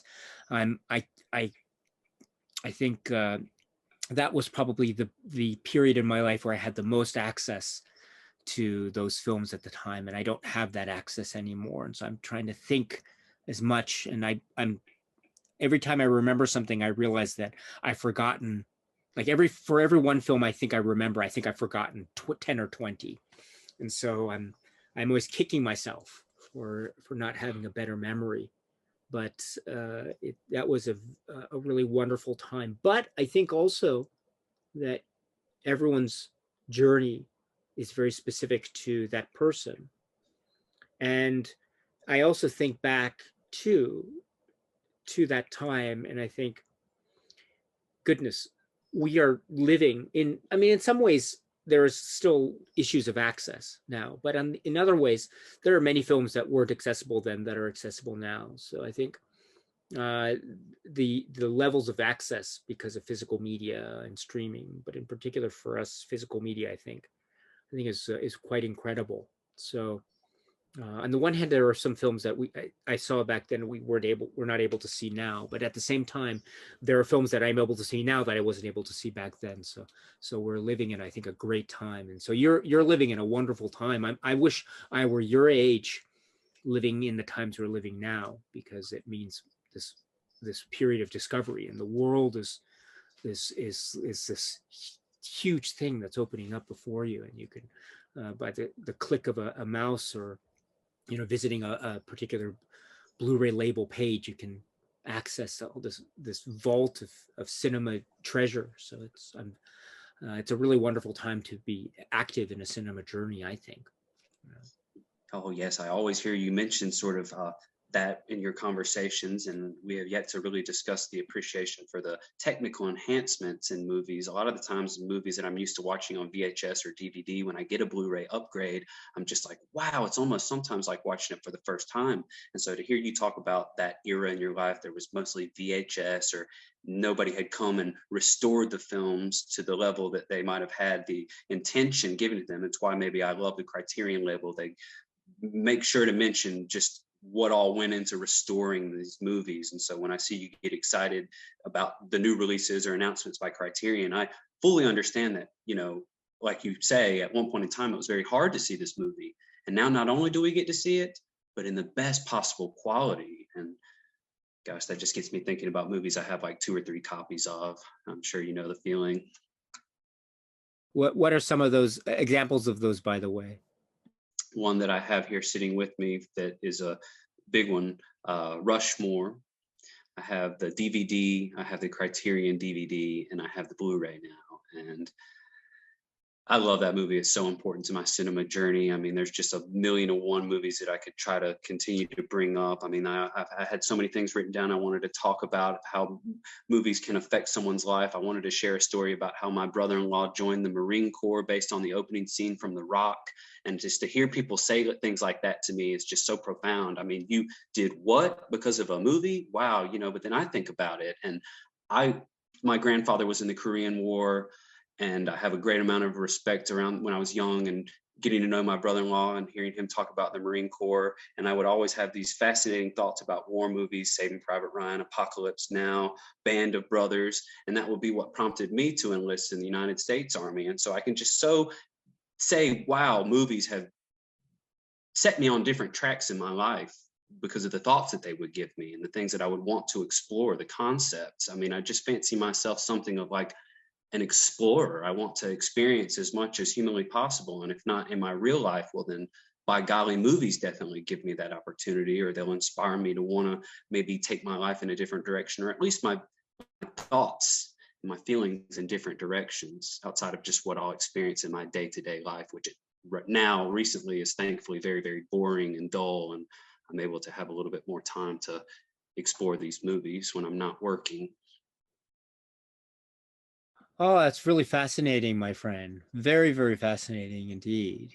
And you have shared with us you've shared with us a little bit about your life and background and cinema journey through these. And as you said earlier, it is all but scratching the surface because there's so much more out there and so many films that you've seen that is that form a kind of a strong sense of fundamentals for you.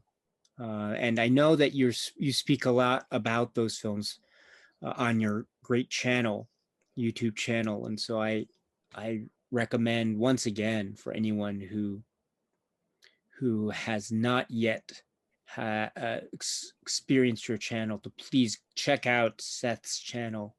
It is magnificent.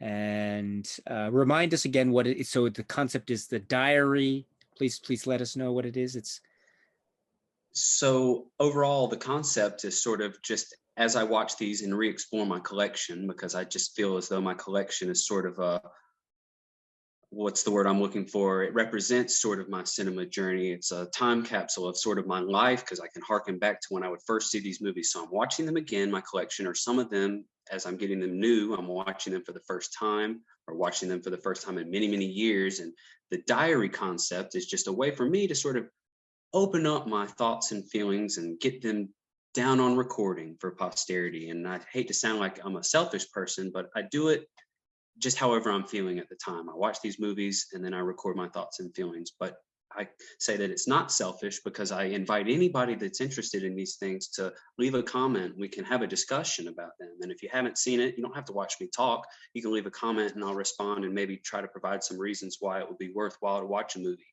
And I won't provide any spoilers. But in my discussions, I do talk about specific scenes because I just want to have, like I say, on recording for the kids, my inside joke, my true thoughts and feelings on these things and just get it out. So much like Doug, that cartoon on Nickelodeon, Dear Diary, in a way. And I just use the video format in YouTube to make it a community thing, if at all possible. and oh, that's wonderful. And that's really great because it means therefore the reactions to the films that you're talking about, they are of the moment. They're sort of unscripted, as it were. So they have a sense of a wonderful feel of spontaneity because they come off of a fresh viewing of the work, right? And so, and then I you really just try to let my heart do the talking. You know, like you say, it is unscripted. I just really have in my head maybe the things I want to say and how I feel, but I just let my heart do the talking. And here recently, when I would reread the graphic novel series Preacher, gosh, my heart just swells with coolness. This is one of my favorite things of all time. And while I might not have technical words to say about it, or, you know, real informative information about the creators or anything, I really am just trying my best to get that feeling that you get when you open your heart and just share your true thoughts and feelings. And that's a dangerous thing to do in life because people can, you know, pick on you or make fun of you. But a lot of my intention behind my YouTube channel is that there's other people out there like me. I don't want you to feel alone. A lot of my life I've felt alone, and that it's just me with these thoughts and feelings. But it's going to take an attempt that is me showing my thoughts and feelings that's going to give me those connections that really are so rewarding. And I highlight, and please I apologize if you're tired of hearing me give you all this praise, Daisuke, but I just can't thank you enough just for you making that light bulb go off in my head that, you know, we can connect different people over shared passions. And I just feel bad for all the times I wasn't trying harder to enter into a community and share these thoughts and feelings with other people, because it truly is so rewarding. It really is. I feel so much better when I talk about these things, and I just, in a way, I've really appreciated your YouTube channel and all these, and reading all the comments that people leave you. I feel like a lot of people have a great understanding of what it is that you try to do when you talk about movies. And I just try my best to sort of emulate that style, because I love it so. And Oh, thank you. Yeah, I'm very touched by that. Truly, that's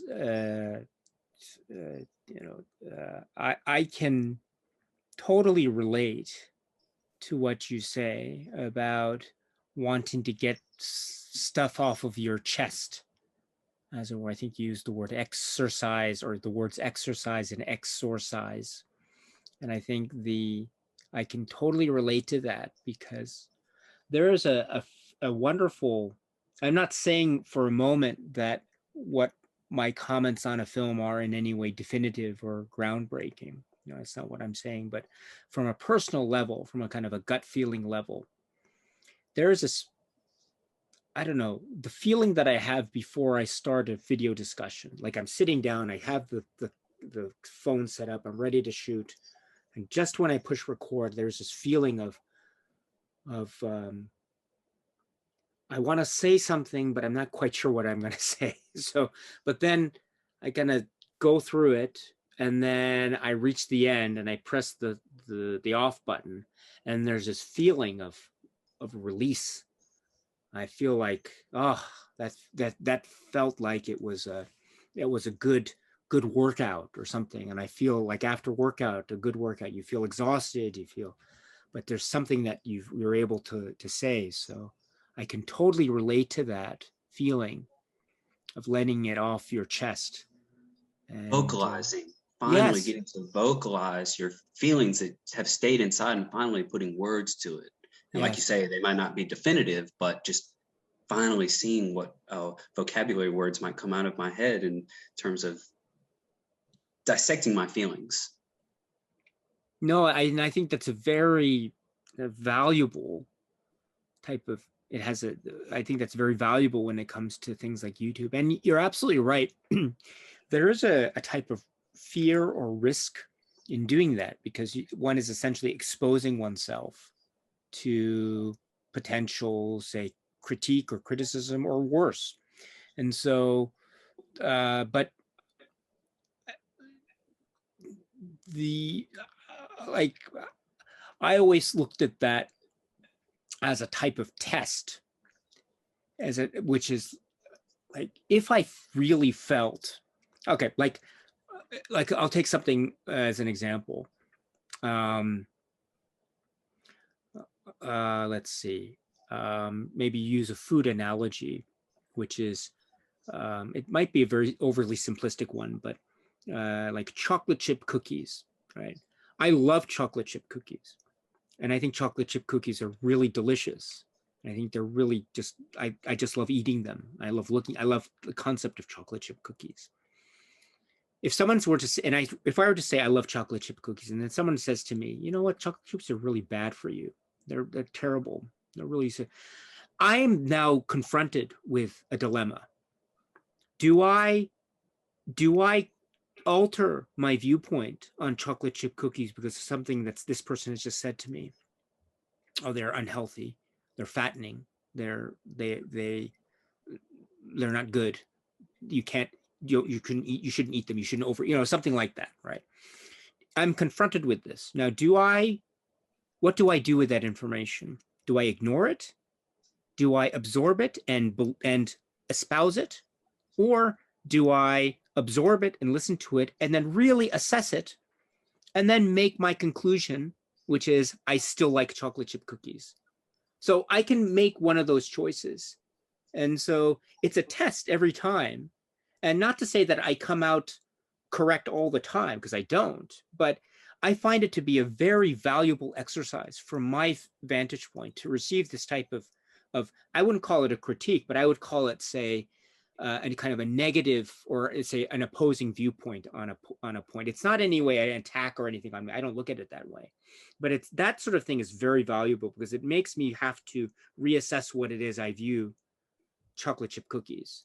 And if I still come out at the end of the day really liking chocolate chip cookies, and that means that, okay, maybe I'm confident in what it is I have to think about, or my viewpoint on this. If not, then it gives me the opportunity to reassess my position, which is great, because that means maybe I really didn't like chocolate chip cookies to begin with. And so that's good to know, because okay, now I can move on with my life and I can try to focus on something, so that sort of thing, that kind of opportunity is great. And also, if you get the kind of critique which is maybe a little bit more kind of maybe not so nice, or kind of personally kind of getting at you, that's I think really healthy to receive as well, because it's like, how should I put it, uh like it it it it that also too is a type of opportunity, because it means like, okay, you're absorbing this, and I'm not saying you should absorb it or ignore it, you do whatever you want with it, but you can I kind of look at it and I think, oh, that's actually true, or that's not, so I can, it's a nice opportunity for further self-assessment. And I think that's always very valuable, because self-assessment and those opportunities, I mean, if I'm able to, at the end of the day, improve something of myself that needed improving, I might not like to hear about it, but it will help me out in the long run. And if not, then I'm okay. Thanks very much for stopping by and watching. But sorry it didn't work out. But better, I hope you find what it is you're looking for. And I always think too, of all the people I've met in my life, I can say that I haven't liked everyone that I've met in my life either. So I know that that's true for people who've met me. So it's just a natural course of human existence. So I can totally get that. So however it is, I always think of it as a kind of either reflection on on daily living, or uh, or maybe from a productive standpoint, a possibility for improvement, or a real test to see if you really truly feel this way about a particular work or not. And I find that's very important for me anyway, because I always have to figure out, do I really feel this way, or is it just something I think I feel, because maybe I think that's how people want me to, you know what I mean? So I'm always dealing with that, and I have to try to make it more genuine. Sometimes I sometimes I don't succeed in that, but that's always a constant effort. It's something I have to do. So actually doing something like YouTube is I think, very fruitful and very valuable. And so I encourage it. It's not easy. I understand, but it's I think it has a lot of rewards potentially anyway. So I'm sorry I went off on that, but Oh no, I love hearing you describe that, and I love food analogies, and it makes me think about your talking about Spectre, and through YouTube, you were able to get a different perspective, not just Spectre, but various movies when you engage with the community, and there's all sorts of different perspectives. I value different perspectives. It's great to hear all of them. And then, like you say, it challenges your original opinion, and you'll go through various form thinking in your head, and you come up with an ultimate conclusion. It's great. And while I'm thinking about that, one of my most recent watches, The Night is Short, Walk On Girl, which is an excellent companion piece to something I watched recently that's Atomic Galaxy. I think those go into great detail of what it is to overthink things and over internalize. And so I just think something like talking on YouTube, and like we've already repeated, exercising these thoughts and feelings, it's a good way to just get it out and not have that internal struggle so much, or it helps you better channel that internal struggle you're having over various subjects. And no, yes. well said, my friend. I think that's a wonderful perspective that you have. And so I once again, I just wish you nothing but the best and continued success and fulfillment with your channel. And once again, Seth Walsh YouTube channel, really wonderful channel, and the cinema journey and journey in general that you present, that you're so gracious to show us and share a little bit of yourself with us, is really it's such a standout. And I'm so happy to be able to to experience a little bit of your journey that you're willing to share with us. So thank you very much for that, Seth. I really appreciate it. Truly, I do. Thank you. I couldn't do it without your inspiration, Daisuke. I mean that. I wouldn't be here talking to you or on YouTube if it wasn't for discovering your channel and seeing your wants and desire to do what it is we're talking about, share your thoughts and feelings on these great movies and correlate it to your personal life and bring up these great memories and stories from your life. It's just been a real joy. Oh, you are so kind as always, my friends. So thank you so much. We have spoken like this. This is the third time. So third time's a charm, I hope. And I hope that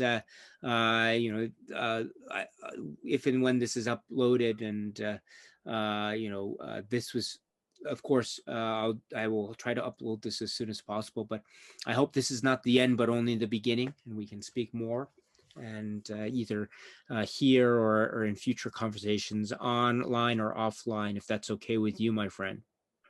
Oh, of course, anytime you want to talk to me, Daisuke, you've got my email, you've got my contact information. You're more than welcome. Not only welcome, you're invited to ask me anything or just get in touch with me at any time. And I promise I'll get back to you as soon as I can. I just so enjoyed talking to you. I really hope this has been a fulfilling conversation for you. It just has meant a lot to me that you've taken time out of your day to speak to me. And I hope there's not a lot of hustle and bustle in Tokyo with the Olympics right now, and that things are sort of calming down in your neck of the woods, and that you're having a good go of things in your day to day. Thank you very much, my friend. That's very kind of you. Yes, we are speaking, and it's it's officially the second day. Well, maybe competitions were starting, some events had started prior to the opening ceremonies, but no, I'm sorry. Opening ceremonies were on Friday, Saturday. Today's Sunday, so it's the third day. So yes, so we are well underway here. So, but thank you very much for mentioning that. And yeah, there's a lot. That's probably a topic for another day, perhaps. But we will wind up in the sequel to Tokyo Olympiad. Well, if they ever make one, that will be a very, very interesting film to watch. That's for sure. That's for sure. With all that has been happening with these particular Olympics, that would be a very interesting film to watch. So, but in any event, Seth, thank you so much for your time. Before we go, would you like to leave us with a recommendation or two? Anything that you feel like you'd like to show us, to spotlight before we end today? Well, I did want to have a moment to talk about maybe my sort of ever interchanging top 3 films of all time, but I realize we've definitely probably run out of time for that. So I just want to highlight one that I mentioned in our last conversations, something that I saw recently that I just feel so strongly about, and that's the animated series by Genndy Tartakovsky, Primal. And it's on HBO Max for anybody that has that streaming service. And I just think it is an absolute masterpiece in storytelling through almost no use of dialogue. It's just all works of art, and just how cool it makes me feel. The story of a caveman teaming up with a T-Rex. I know that sounds maybe like something a kid would watch, but I can promise viewers out there that this animated series touches on some very deep universal elements, and it's just amazing that they're able to do so in the prehistoric era. And I'm a huge fan of this guy that made Dexter's Lab and various other masterpieces like Samurai Jack that I love to mention, and all the references that these things hold to other works of art. Oh, thank you so much, Seth. As always, thank you. And this is, I'm looking forward to our, I hope, many conversations in the future, because this has been so much fun. So enlightening, and I just want to once again just thank you very much. I very much appreciate your time and for your willingness to share with us your insights and perspectives, Seth. So thank you so much, Mr. Seth Walsh. Thank you. Thank you for having me on your channel, Daisuke. I can't believe it. All those months, over a year ago, when I would discover your channel, and now here I am talking to the guy himself. It's just amazing to me. I've always, sort of had these fantasies like, wow, what would it be like if I was able to talk to this guy that I consider something of a YouTube celebrity? That's a funny thought, and yet here I am, and it's just to me a great moment of shared connection. I hope that came out correctly. No, you're very kind, and as I say, it's I'm very lucky to be able to do this, and I wouldn't be able to do it without people like you. So thank you very much for always continuing to inspire me and everyone, and to give us recommendations. I'm still working. I'm watching some of your recommendations right now, and I hope to talk about them later in the year. So thank you very much for that. Really, I appreciate it, Seth. Truly, I do. So thank you, Mr. Seth Walsh, everyone. So thank you, and please check out Seth's channel.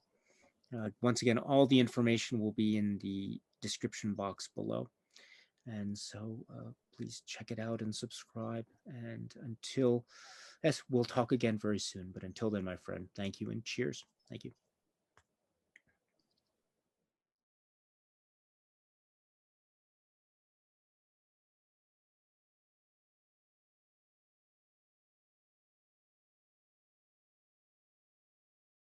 Greetings from Tokyo, my dear, dear friends. This is Daisuke, and I am so thrilled today because we are joined one-on-one with a very special guest, my dear friend, our dear friend, Mr. Seth Walsh. Seth, welcome. Greetings. Hello, Daisuke. Good to see you again. I'm so glad to have this opportunity to talk with you. Am I coming in clearly? Yes, that's not a problem. Thank you so much. Thank you. And I want to say up front that I want to apologize to you once again, now just publicly, because you and I were speaking, and we were actually we had a conversation last week, in fact, but due to my terrible command of technology, it wasn't recorded. And so we had a conversation that we were speaking for a long time, but due to my own fault, we didn't record it. And so, but due to your boundless generosity, you were so eager to, and so willing to reschedule and to do this despite my mishap. So I want to say publicly, thank you so much for your generosity and kindness and understanding, and my deepest apologies for inconvenience you like this. So I really want to say I'm very sorry and thank you very much. And I'm looking forward to this opportunity again. There's no apology necessary, Daisuke. I was only happy to talk to my friend, and thank you so much for granting the opportunity to do so again. And if anybody's watching, that's really, really cool. But I'm just only happy that we have this opportunity and time to share talking about our passion, which is movies and many other things. So thank you, Daisuke. And hello, everybody that's watching Daisuke's channel. He's pretty cool, isn't he? Oh, no, not at all. You're way too kind, Seth. And so I want to say too that that these sort of mishaps of my inability to record and stuff, but weren't all bad in my view, because and from my perspective, it was really quite great, in fact, because it gave me the opportunity just to talk with you, and we've spoken so much directly, which is I found so wonderful. Now, just in case people don't know, you, Seth, are someone who is, I think, a dear friend of mine in this channel.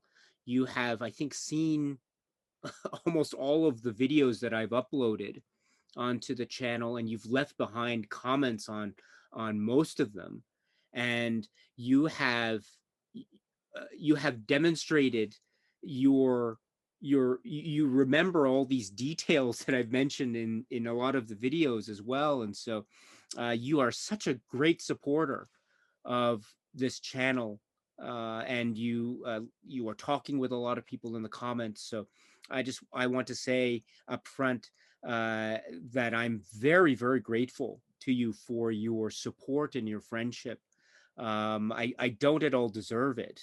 And so I really, I'm so honored by it, and that you take your time to leave behind these comments and to talk with people there and to give me recommendations is always very thrilling for me. And just please, once again, let me express to you my deepest gratitude. Again, I'm so undeserving of your kindness and generosity like this and support. So thank you. I just I'm very humbled by it. So thank you. You're very welcome, Daisuke. I know you read the comments that are so nice for me to read as well on your page, that you have reignited my passion in cinema. Thank you, Daisuke. Everybody is so gracious and nice with you, and I think you do deserve it, because I would not be here talking to you today if it wasn't for you. You've given me so much courage that I was lacking, to want to come out and talk about movies openly and want to make more connections and see what all this whole internet tool can be about, and speaking about our passion, and inviting other people to join us. And I agree when I read those comments so much that, you know, movies are practically like, if I'm a gas lamp and I'm running out of oil to keep it lit in my heart, movies are like fresh oil. So to have you add more movies to the table to be able to do that for me, it's just been excellent. And I just have so much to want to say thank you towards, in wanting me to further open my heart for other people. And my heart is made out of movies, pretty much, my heart and soul. So it's just been great. And yes, thank you very much, guys. No, not at all. And once again, thank you for what you do, and for showing us your enthusiasm for cinema. And speaking of which, of course, you've mentioned that you are also, right, you have this feeling or desire to not just experience cinema, but also want to talk about it as well. And I know that one of the ways that you do talk about the cinema is through your YouTube channel, Seth Walsh YouTube channel, and a certain series that you have there called Diary of a Cinemaniac. So once again, and for anyone who hasn't had the chance to check out your channel yet, Seth, could you let us know about what your channel is and what it is you talk about, and some examples of some things that you've talked about there on your channel? Sure. So the general concept of my YouTube channel is just that I've got quite a sizable physical media collection, and very rarely am I afforded my older years with work, and I've got 2 different jobs. So when I finally am at the opportunity to relax at home and pick out a movie from my collection, going back and watching it, I just want to have my thoughts and feelings as best I can recorded on camera, just for posterity. And I cannot yet decide whether it's for myself, really, because it's just me talking to myself and getting these thoughts and feelings out. But what it's morphing into is the opportunity to, if you haven't seen the movie, you can leave a comment, and I will do my best to recommend it spoiler free. But really, the channel is for people that have seen these movies, because, like I say, it's just me talking about the scenes and my thoughts on them. And so it is sort of like a diary. And I know the last time we spoke, we talked about cartoons like Doug on Nickelodeon, and now he always had a diary. And there's many other instances where people are putting their thoughts down on paper or recording them. And so it would be when I discovered your channel, it would inspire me to want to finally come out and do that, something that I, in my heart, always wanted to do. And so the YouTube channel is just there. If maybe you've watched the movie that I talk about, you're not only welcome, but invited to come to it and listen to whatever it is I have to ramble on and on about. And in that, you can find something that you either agree with or disagree with. And I just invite comments from anybody so that we can further discuss these movies that I personally love so much, that have affected me in, I consider, profound ways. So it's just me wanting to get that out. That's my YouTube channel. And as far as the Seth Row TV Maniac, I had a dear friend that I would be impacted by. He, when I would show up at work, he had a nickname for me, and maybe I'd be down and out. He would say, Seth Row TV Maniac. I guess Seth Row the Maniac. And so it just would always just fill me with such positive energy, like, wow, that's such a nice thing to say. So the nickname is in honor of my dear friend.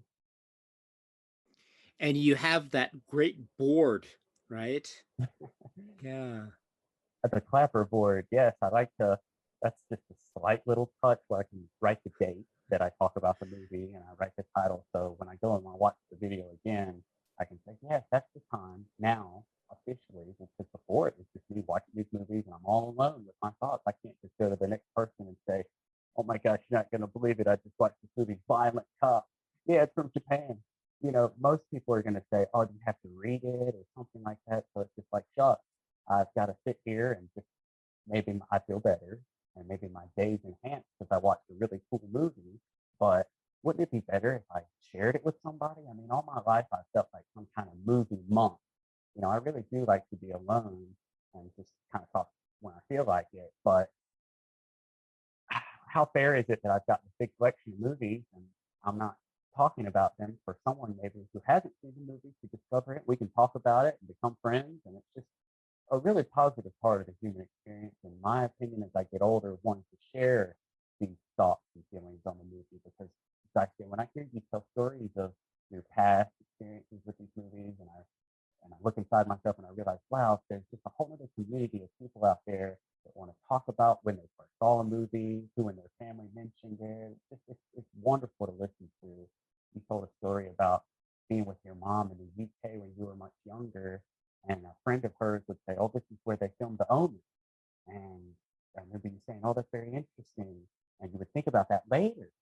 And I shared a story that I appreciate and love so much about visiting Washington, D.C. when I was a young boy.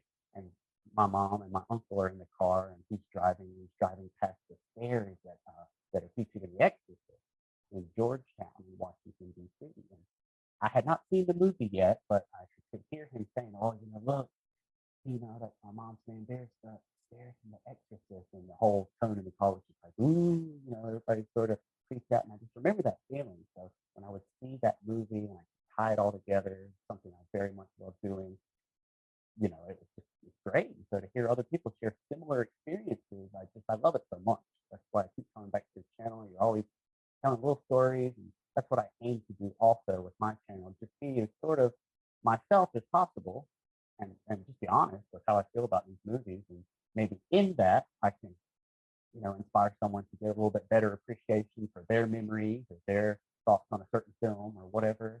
I've already gotten so many great comments about some of the movies I've talked about where people are agreeing with me and saying such nice things that I have failed to mention. And it's just really helping fulfill the mission statement that I had in my mind for what I wanted my YouTube channel to be, which, it's just to emulate my hero, Daisuke Beppu, as much as possible.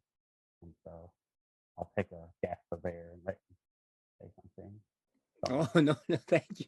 You're very kind, and thank you so much for those kind words, and for the remembering what I mentioned about, yes, that bit in the film The Omen, yes.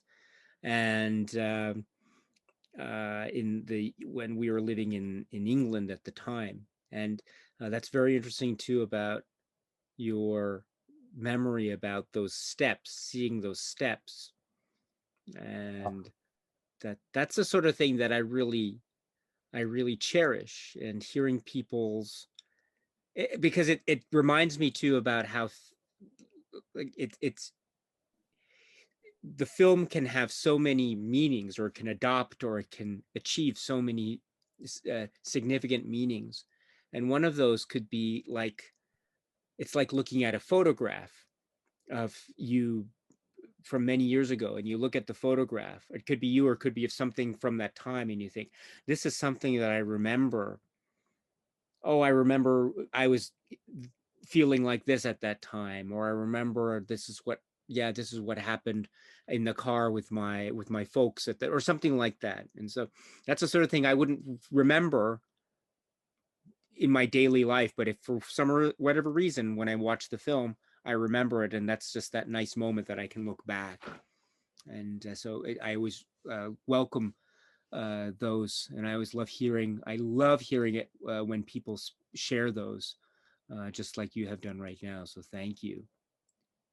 Oh, of course. I mean, going along with what you're saying there, most of my connections are my most cherished ones with other people, family members, friends. A lot of it can be tied to those shared memories that we have over a certain film, or I'll remember somebody that I'm close to talking about a film that they consider very important to them or something like that. And, oftentimes when I watch the movie or I think about it, I can correlate it to that memory and just feel a little bit closer to that person. I just love, like we're saying, different stories. Recently, you had brought up a film, Whatever Happened to Baby Jane, on your channel. I think it came up in casual conversation, and it reminded me of one of my favorite stories about my mom mentioning the trauma of her sister when they were much younger and singing that terrifying song, "I Wrote a Letter to Daddy," and I just love that story. And I'm a little boy, and I'm listening to my mom, chastise my aunt for that. Why did you do that to me? And she's having a bit of a chuckle over that, and I'm just a kid listening in. And hey, I would eventually see the movie and be able to, like I say, tie it all together. And so it becomes this wonderful whole, like all my memories and feelings are just tied to the movies in a way, and I can just go on about that forever. I mean, I mentioned the familial connections and their experiences with movies, and I just remember also one time my grandfather going to see Saving Private Ryan when it came out. And that was what, 1999. So I was probably like 9 or 10 years old, not yet quite maybe old enough to want to see Saving Private Ryan. But I just remember when he would come back from the theater, and he was obviously very affected because he had been in the Korean War and the very tail end of World War II. And so it would be one of the few times that I would ever hear my grandfather open up about the war experience. And I was just, especially after eventually seeing the film Saving Private Ryan shortly after that, when it would be released on DVD, I would just really, really think about some of the things that my grandfather opened up about after he had seen that film. And that would push me further to want to figure out my grandfather's past and some of the things that would have affected him through his life experience and be passed down to his kids and his grandkids. And it's only through films, in a way, that I have been able to feel closer to him when I have not always been able to see him. Try to better understand different life experiences that people have had that I won't have probably ever. And so that's just been a wonderful addition to why I cherish movies, is what I just tried to describe there. Maybe I sort of did that in a roundabout way, and I apologize, but hopefully my point was captured there. No, it's great. No, no, well done. And that that brings me to the next question, which is uh, the cinema journey for everyone has a beginning somewhere with a number of films or film experiences with, say, people that are close to you, people in your family, for example, like you've just shared.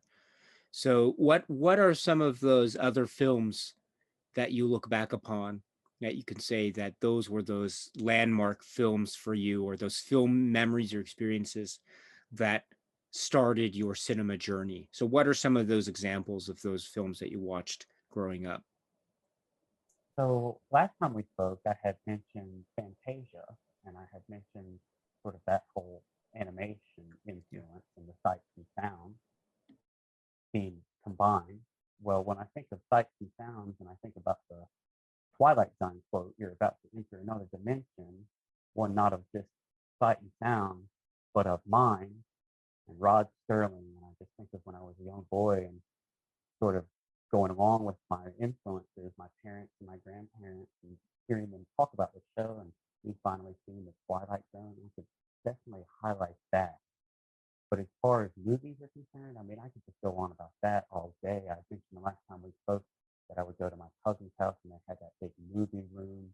Well, there's that. They had the biggest physical media collection at the time of VHSs that would just open my mind at a young age. We would watch that many movies at home, maybe rent one every now and then. But going to my cousins and just seeing all these movies, I would highlight Pee-wee's Big Adventure. That's a big one for me when I was a kid. Green Ninjas and the Ninja Turtles.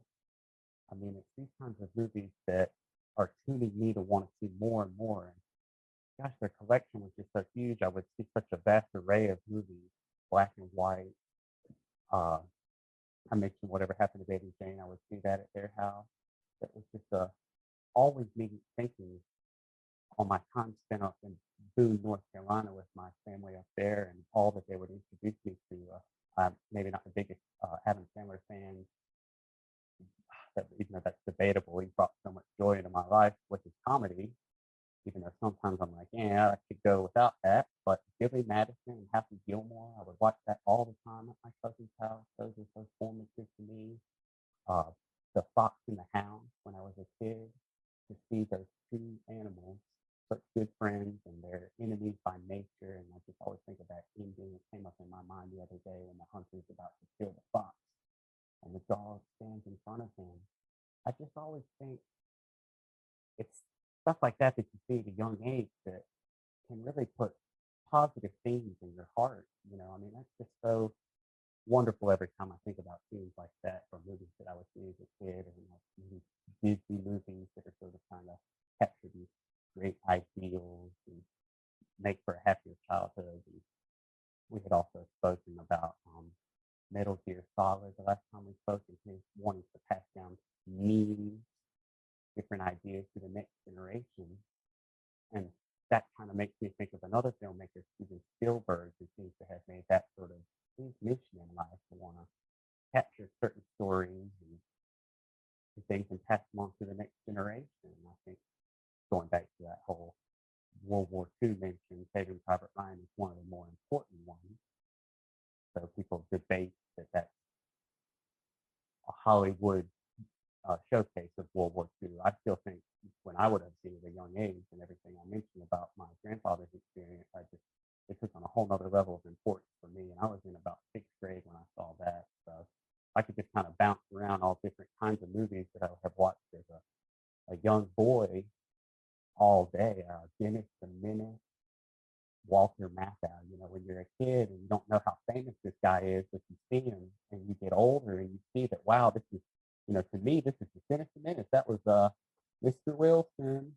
But now he's something else entirely. You know, Bad News Bears. You get older, you just start making all the connections. I just like to say the main thing about my childhood was just seeing these works that would reference or have been influenced by other movies. I would highlight parody, like Spaceballs. It's making fun of several movies, maybe, or Blazing Saddles, making fun of several different movies or concepts in movies. And we mentioned The Simpsons.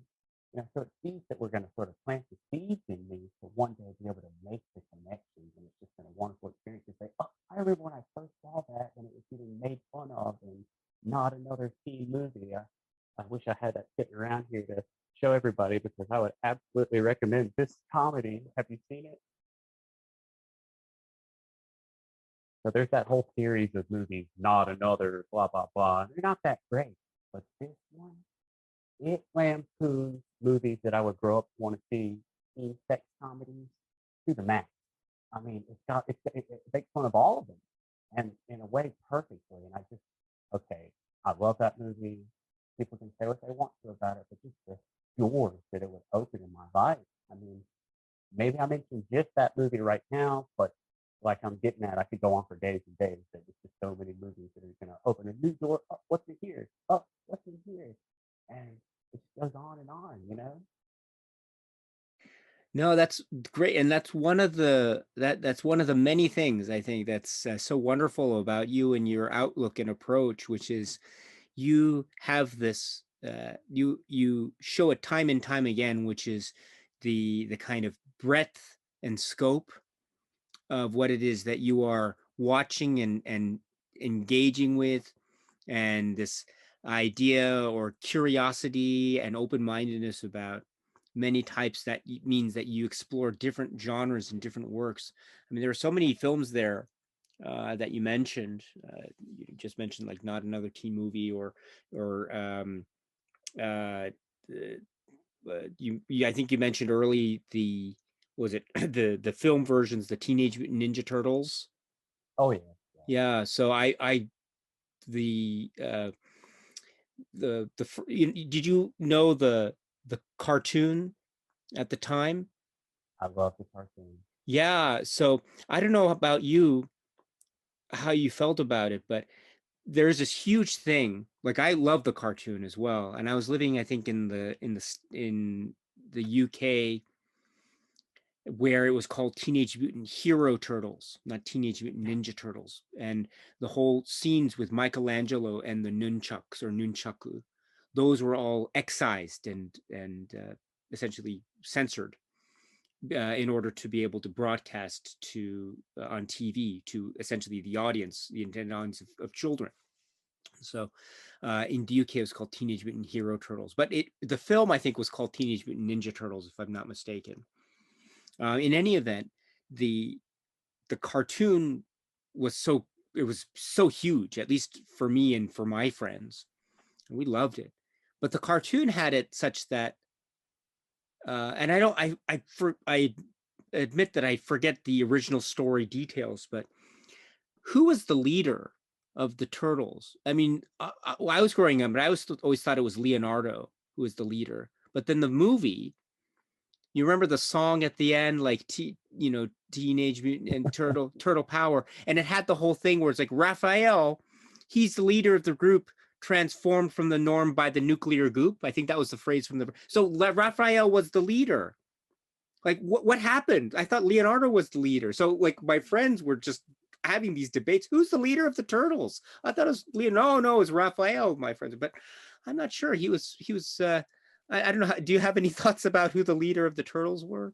Well, I reckon it might be Master Splinter, but Yeah. I did also think it could be Leo for sure, and that's why a lot of people. It's fun to ask people who their favorite turtle is, and I'm a little discriminatory. No offense to any Leonardo fans out there. I just I don't want to be the leader. I just want to be maybe the other guy, either Michelangelo because he just rides skateboards and eats pizza and tries to have a good time and a good attitude. But I also kind of like Raphael because he's a dark, brooding, sort of goes against the grain kind of guy, and he has no preconceptions about being a leader. But I guess the songs, wow, you surprised me. And I remember you had previously mentioned in a video or a commenter did to me personally about the nunchucking being censored. That is traumatizing to me. I would hate to think that I'm watching one of my favorite characters of all time unable to wield his weapon. That frustrates me greatly. Even the first time I heard you mention that. Well, just all the East meets West philosophy that I say the 90s, especially growing up. I mean, I really wanted to mention this little metaphor I had come up with this week when I had thought about Mr. Miyagi and how much he loved Daniel-san. And one of the scenes I'd like to highlight is when he's teaching about the bonsai. And Daniel-san comes in there and his mom's so surprised that Mr. Miyagi fixed his bike. And he's teaching them about the bonsai, close your eyes, picture the perfect tree and try to make it like that. And sometimes I just think that my movie brain is a bonsai. And all I do is close my eyes and try to paint the perfect picture of my movie bonsai tree. And, I don't know, not to get on a Karate Kid tangent, but I love that movie. And I just love those kinds of relationships. I love the Karate Kid films as well. I saw actually three of them. I saw the first, second, third in the theaters. Actually, the first one in the theater, I was very young, so I admit I don't remember the details, but I do remember actually going, or I have the feelings or memories of actually going. Part two is I have somewhat clearer memories, although I was still young.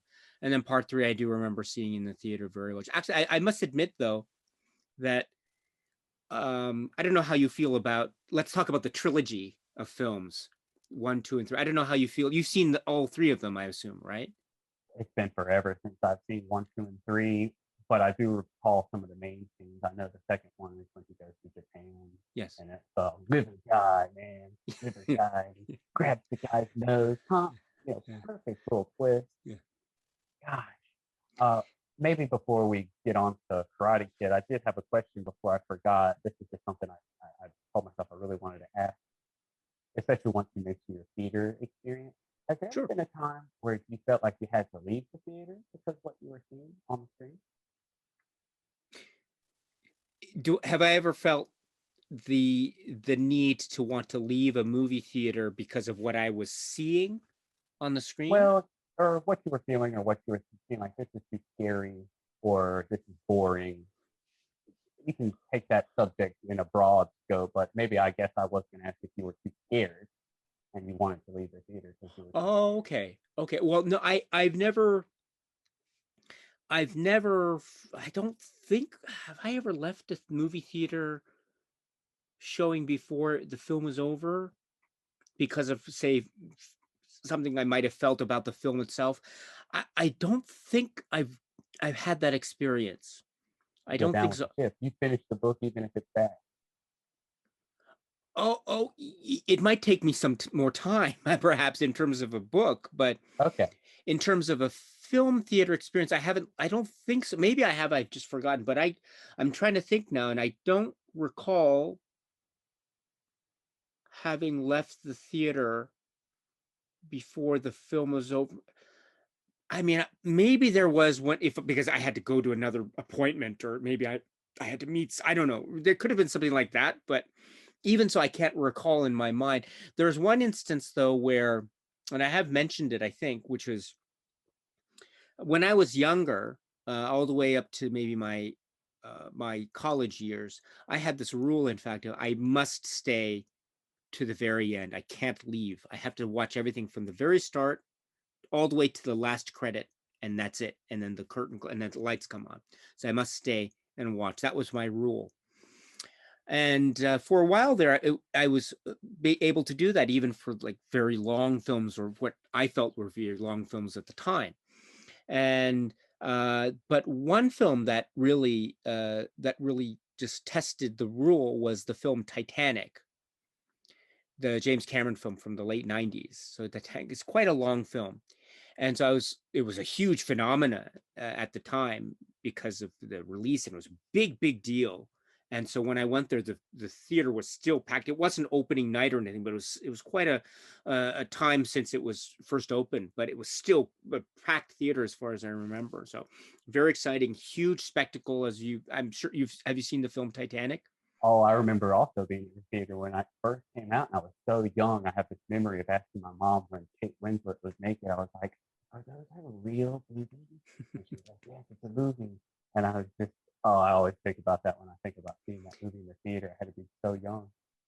Yeah. So because we are, I think, right. 10 years older than me. Yeah, I'm older than you. Yeah, yes, but so that would have been what, 97, I think. Oh yeah. Yeah, something like that. So or the late 90s. And so so that time I would have been either a senior in high school or just starting college or something like that. So so I was a teenager, and so I had this rule: I had to stay and watch the film from beginning to end, including the credits. Well, the film Titanic was quite long, and it doesn't have an intermission or anything, right?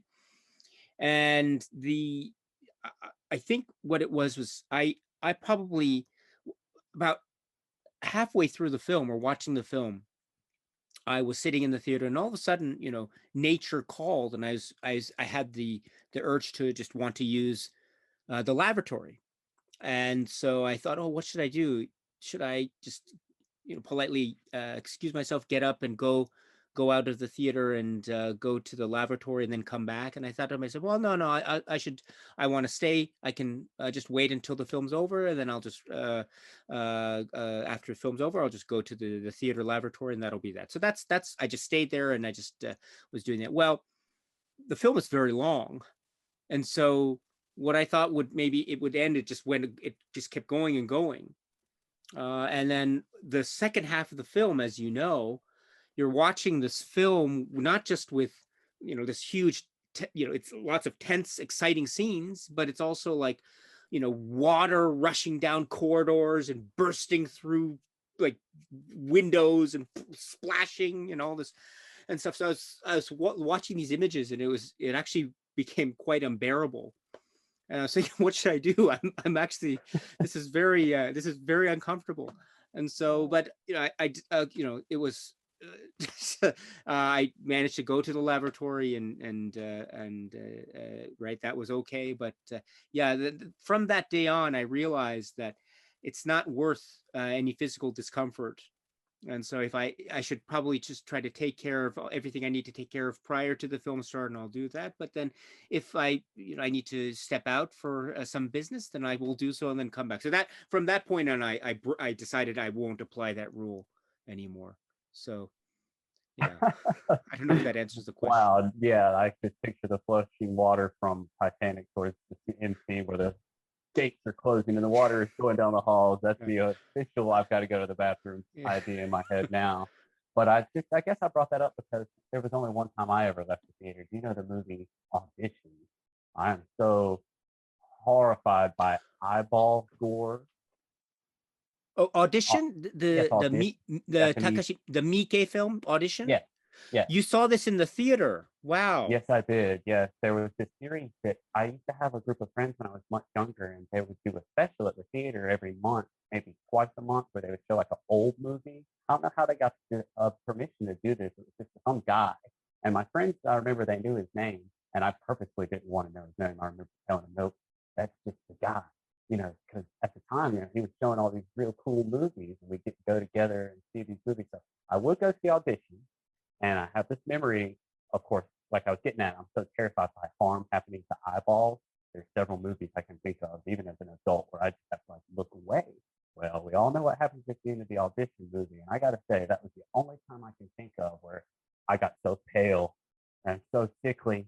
I had to step up and get out of the theater. I could not watch it anymore. I watched as much as I could, but that was horrifying. And I only tell this story because I wanted to brush up a little bit on horror films. You had asked me what I was watching when I was younger, and it reminded me, I've been watching my friend Jared. He's getting ready to talk about all the Friday the 13th films like you did in the Fox set. So it's got me thinking about horror films, and I had this vision of when I would watch AMC as a kid. That was this television channel on TV, and they would always do these super cuts where it would play a musical score, and you see all the movies cut together, all your favorite scenes. You hear the music from a certain film in the background, and then you see all your favorite characters say their best lines, and then it would be like AMC, tune in, Well, then sometimes they do horror movies, and this week I had this vision after thinking about AMC and all that of this life-changing episode in a horror movie. Do you remember an American Werewolf in London when he has the nightmare of the Nazi werewolf that burst in? And there's just this horrifying scene, and it's just, I wanted to mention in terms of horror films, I just love how we all, those of us who've seen these films, have sort of shared nightmares that we can talk about and say oh my gosh, do you remember that horrible part? And I tie this with the whole leaving the theater thing because there was a story that my sister would tell me that she would see this French film. Have you ever seen it? I remember Aaron Quinn bringing it up on his channel when he was doing an interview. He's the only other person I've heard mention this movie besides me and my sister, maybe one other person. High Tension, it's called. It's a French film. She told me that that was so scary that she almost had to leave the theater. And she's a bigger horror fan than I am. I just always remember sneaking upstairs, and I would rent a movie. I was much younger, and her and my stepsister would rent a movie, and I'd creep up there and watch whatever they rented. It didn't matter. What's that Kirsten Dunst cheerleading movie? Oh, it's escaping me right now. But even that, there's another one, Single White Female. I'm sorry to get off the horror subject, but that was one that's so scary. But yeah, High Tension and everything else I mentioned about horror films, I just know you're a fan. Yeah, that's great. And I love the genre, and I'm so, thank you for mentioning Jared and Aaron Pin, by the way. Great people. And yes, you're right, Jared. He's a big fan of Friday the 13th, and he's also a novelist too. So Yes, I have got his book, and yes. I still promise Jared I will let you know what I think when I get to it. I plan on reading it. And about the world of right, outlaws and bounty hunters, and so. And I had mentioned to you Preacher the last time we spoke, yes. And I just got to say to anybody that's listening, there's a cover for Preacher that looks just like Jared's cover, where in the series Preacher, angelic cowboy is a bounty hunter hunting down the main character. He's like the graphic novel goes so in depth that it shows the history of this cowboy and what made him become this unstoppable evil force. And I just gotta highly recommend that once more while I think about it. And God, I mean, yeah. Oh, and please go ahead.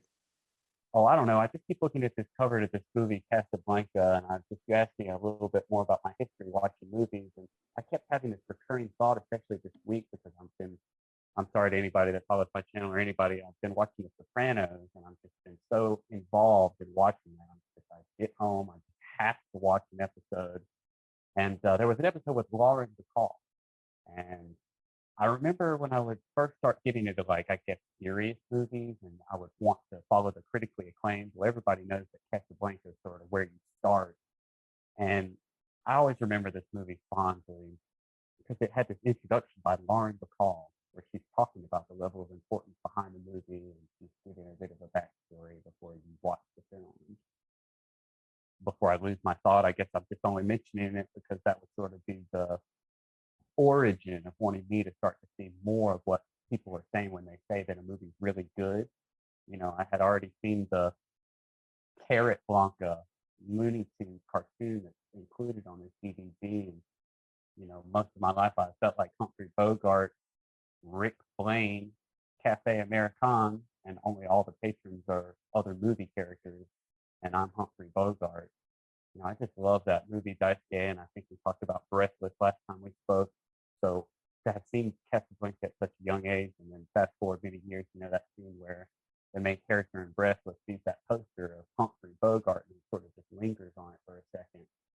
It's just to say again, it's these references and films that you can all tie together to just get this ultimate level of satisfaction in my heart that goes back to those first movies that I saw.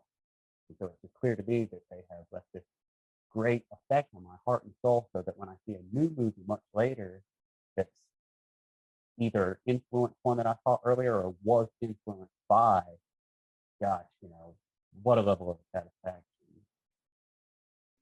Yeah, that's really interesting, and that really furthers or propels forward the cinema journey that one has, and we see that it becomes this huge network, and we become excited, do we not? At least, for example, if I see, or when I was a kid growing up, or not a kid, I was a little bit older perhaps, but when I was watching, say, The Simpsons, we were talking about this in our past talk, when you watch The Simpsons back in the day, and they'd have these random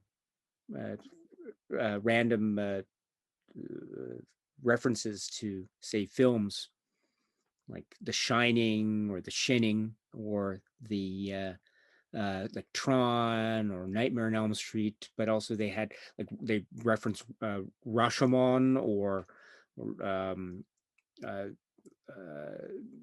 2001: A Space Odyssey or other Kubrick films. And so those sorts of things, when you see them as growing up, just starting your film journey, you get excited, and it becomes such a cool thing. And, oh, I get that reference. That's really cool. That, yeah, and it just makes one even more curious about, oh, what does this show have to offer in terms of other references? And then you discover things that, oh, what is that? I don't know. Then you find out sometime later, oh, that's what it was being referenced here. And so it becomes a cycle. Yeah, I agree. You know, this perfectly. scene in this comedy, This Is the End, with James Franco, it's sort of a little bit newer comedy, but there's this great scene where Jonah Hill is listening to the other character, Jay, talk, and he's like asking him how his day was, and he's saying, oh, you know, we did this, we did that. It was like the golfing scene in Navy SEALs. And then Jonah Hill says in such a great, sarcastic, backhanded, complimentary way, oh, that was great. Everybody knows your references are out of control. And that, I always think of that quote to humble me before I get too excited about references and stuff like that. It's just so funny to think that that particular scene in This Is the End, now that we're talking about references, but yeah, it's just all tied together for me, Daisuke. It's all movies, and it just becomes that constant feeling of a ping pong ball going off in my head. It's a different movie. And so it's the YouTube channel that allows me to sort of pause on one and just talk about it. That's amazing. That's one. And I must say too that before I go to the next question, you had mentioned some time back, you had mentioned the cheerleading movie with Kirsten Dunst. So it's Bring It On. Are you talking about Bring It On? Oh my Yeah, God. I Thank have you. the DVD somewhere actually. Yeah, Bring It Well, On. Yeah. maybe there's some Toros in the atmosphere because that must have been what caused me to forget. Because I remember that one fondly, and another Kirsten Dunst classic that my sister would rent, Drop Dead Gorgeous. Have you ever seen that Yeah, classic? yes. Oh, I love that one. So Bring It On, that was the one where, right, they have to have the right the cheer right the cheerleading moves were really, they were the dance, there's dance sequences, and I thought that was the dance, they were so cool, and the routine and the competition, and yeah, it was amazing. Yeah, Bring It On. So well done. So this is, I think, an example of the type of range and recall that you have. You're speaking about like the movie theater experience and Bring It On, and you mentioned, say, The Exorcist before, and now you're mentioning Casablanca, and so this is great, and then you mentioned it in terms of your YouTube channel and the films that you want to talk about. You're focusing in on one film for your videos on your YouTube channel. This is absolutely wonderful, my friend. And so I guess that my next question, though, which would be, so what goes into your decision-making process for films that you talk about, say, for your channel? Is there anything that do you have like a schedule set out in advance or syllabus of some kind, or is it just how you feel in a given moment and then you decide to make a video about it? Well, as much as I only aspire to sit around and watch movies, that's literally, if I had the option, that would be all I want to do, because this all started with me suddenly realizing, wow, I have spent a lot of time watching movies in my life, and I've got some thoughts that I want to get out. But as far as criteria of what's decided upon, it's just whatever I'm feeling at the moment, really. I mean, I think I mentioned the last time we spoke, I spend more time looking at my movies and just holding the boxes and looking at them and thinking on these memories that I'm talking to you about more than I actually watch the movie. So for me to finally land on one, it can be sort of tough, and it'll sit there forever because I'll know I love this movie so much. I love this movie so much. Oh, I just only want to capture what it is I feel about this and all of it. And I love it when you mention to your commentators and supporters of your channel, I couldn't do this without you because I missed something and you picked up what I left off. And, even with just the few people that subscribed after your recommendation, they're doing that for me already. And so I don't have as much fear moving forward, as I still maybe consider my YouTube in the dipping my toes in the water phase, because I'm just still so nervous to want to talk about these movies. I mean, I love them; they're my whole life, and at the same time, it's like you really remind me, and it's great to hear you say, it's not that big of a deal in the long run. That's what got me finally started to talk about them at all. It's not going to matter if someone says something critical or something like that. It's okay. And I've often thought that day after I talk about something, and it goes on for a long time, I try to talk about these movies as long as I can. I get as much out as I can from my heart. But sometimes I feel like, there might be a time where I'll watch this again and make another video. It's just, I know there's been several movies on your channel where you'll do several parts. And correct me if I'm wrong, but is that you just really trying to dig a little bit deeper, because we get the criticisms that our videos are going on too long, but to me, the videos are going to go on as long as they maybe kind of need to. I want to try to get it all out, and sometimes it might make for a not that great video, and I couldn't invite anybody to wait 45, 50 plus minutes of their time listening to me ramble on and on.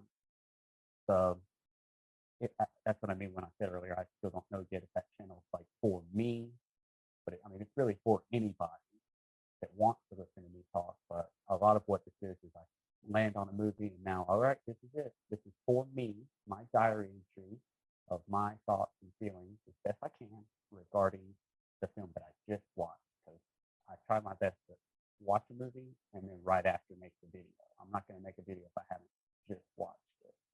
And so that can be, yeah. In the Diary of a Cinemaniac series on YouTube that you've done, as of now, do you know approximately how many I think the last video you've done as of now is a discussion, correct me if I'm wrong, on the Truman Show. Is that correct?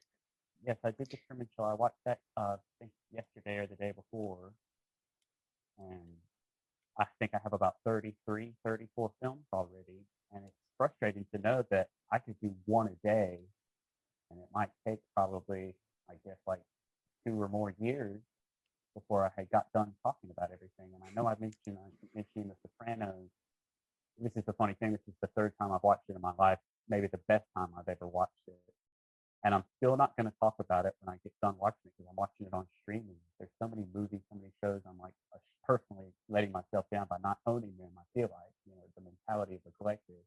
So it'll be when I buy the Blu-ray box set, which I will do, of The Sopranos. I'll watch it again, and then I'm going to talk about it season by season, so that for myself or whoever's interested in the guy's opinion on The Sopranos, they can watch a video on season 1, a video on season 2, leading up to the conclusion where I'll talk about, all right, I just finished watching The Sopranos, and here's my overall thoughts. And so there's just various little experiments I have in my mind where I want to take the YouTube channel, one of which is, I love talking about movies with other people. Thank you again for affording this opportunity. And if other people want to, set up something with me, we could talk. And if you would allow, I would be more than happy to listen to you share your opinions, whoever's listening out there, and maybe I could share mine. We could spec movies together. That would be something that would be fun. After our conversation about GZ, I sometimes think, and your live streams are such great examples for me to try to want to emulate, because that's just sort of like inviting, sort of like your titles are, film club. Hey everyone, if you're interested, try to set aside time to watch this movie, and then we can gather together and sort of break it down. That's why I love the 007 stream so much. As soon as we're done talking, or tomorrow morning, I will watch Octopussy, and then I can't wait to see everybody say things about the scenes or the music, or Roger Moore especially, great guy. Oh, thank you very much. They're very kind as always, and the live stream. That's an interesting thing. I don't like what was it? What is it? Do you, if I could ask, is there something? Do you see any kind of difference between, say, a pre-recorded video versus say like the live streams?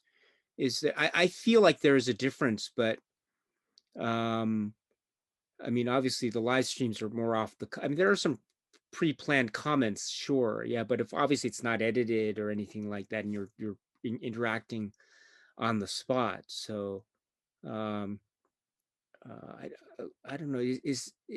Do you have like in terms of, say, how you feel? Do you have a preference as to how you want to express yourself, or how you want to engage, or do you find, like, as of now, this video format that you're doing with your diary, do you think that that serves your purposes for the time being? That's a really good question, and I still have yet to sort of get the tempo maybe in my discussions correct. I want to be able to announce at the beginning of the video sort of my intent as best I can. I want to give a sort of overview of the film and sort of my past experiences with it, and then I'll try my best to go sort of scene by scene and select as I go through, and as best I can, having just finished the film in my mind. Okay, now that I'm talking about this out loud, this might give me the opportunity to sort of express my feelings around it. So I'm still trying to perfect sort of the flow of my videos, but I don't do really any editing. It's all kind of just like one take, and of course I start to get in like a panic mode where I'm running out of thoughts to come up with on the spot. And so really, I talk about it. I do my best, and what comes out, what comes out. And again, you don't have to listen to what I have to say, but if you just want to leave a comment about the movie that I'm talking about, hey, that's still a way that we can interact, and it's just a way of me sharing these movies that I watch. For the films that you decide upon talking about, are these going to be first-time watches for you, or is that not necessarily the case? I have two first-time watches that I can think of that I talk about. One is Once Upon a Time in Hollywood. I would see it for the first time recently. Wow. And another one is The Scene at the Sea. And I tried my best to talk about that, but that one's a little bit harder to put into words. And I've now seen it, though, because I was so frustrated with my video. I tried my best to talk about it in cinema, and just thanking you more or less as like a Daisuke Bethune tribute video. But you know, after I watched it the other day, last week again, yeah, what a classic! I just some of my favorite things. There's very little dialogue, and everything that's said in that film, especially at the end where the picture is put on that surfboard, and it's just this very long scene of the girl walking the surfboard down to the ocean, and then there's this amazing flashback of a summer of them, the two friends and all the characters together. Not to spoil that film for anybody, but I just knew I wanted to bring up Takeshi Kitano one more time because I would also watch Violent Cop again last week. And Daisuke, when I noticed this for the first time this last watch, he sees a bunch of paintings. He goes to an art exhibit. I did not notice that the first time I watched it. And so to put it together with his other films, and you're going into great detail of his career as a painter. And of course, we know the connection to Hanabi and his partner painting. I got so much more out of the second watch of Violent Cop. It was epic. Takeshi Kitano, ladies and gentlemen, Japanese cinema. Oh, I'm so happy that you mentioned Kitano, Takeshi Kitano, and just now Violent Cop, and then I see the sea, and so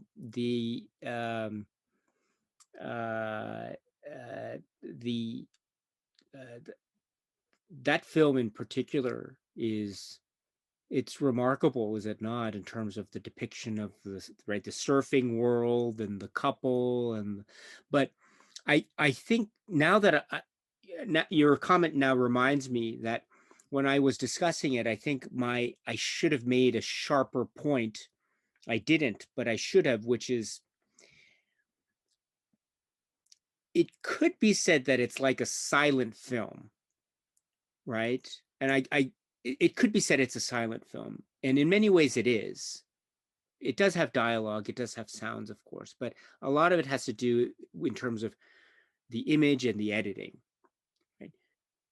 But, and I think I made that point, but I think in making such a point, I would probably have to also emphasize, and I'm sure if I don't think I did this clearly enough, but I should have, it would be important to also emphasize the fact that sound is also key in that transmission of information and ideas. And so it's not quite a silent film in the sense of it's no sound, but it doesn't rely on dialogue or the idea of plot exposition as we might otherwise expect it in, say, another type of film, right? So it's not, it's more to do with how the plot exposition is carried out, and it's done in a very, I would say, in a not circuitous, but it's done in a way that is unexpected. It's done by, in a sense, withholding things that you'd otherwise expect from a story of this sort. So yeah, it's a remarkable thing. I am thinking about it quite a lot. So thank you very much for bringing it up. Yeah. Oh, that's what I mean when I say that I could do a video of a film I've already discussed again, and that would be one that I would consider. So I'm always saying when I watch something in my physical media collection, I will do a video of it and just talk about how I feel after I watched it, because I didn't buy these for no reason, right? I didn't buy them just to watch them and, oh, that was great. I think it is just better. I get excited after I've watched it now, knowing that I'm going to come talk about it on YouTube, and it gives me a little bit more time to hold the box. And we all know the pleasure one could get from that, looking at it and thinking of your feelings on the movie, and then, talking about it. This gives me more time with each individual item that I own. And oh, what joy that can bring. I mean, gosh, you just brought up a great point about just different styles of movie and how they bring up plot. I think of Dazed and Confused a lot, and how it's not sort of a plot-driven movie, and how much I love that film, and how it brings up the idea of time travel when you watch a movie, and just every avenue that we could take this conversation back to. I mean, listening to my parents talk about the 70s and watching that movie, and I'm obsessed with that decade in a way, and I just get to sort of take myself to a different time when I watch movies. And gosh, I mean, we could just go on for days and days and days with the potential of the exploring in one's heart and soul and mind when you're watching different movies and what they're doing. I mean, I remember talking about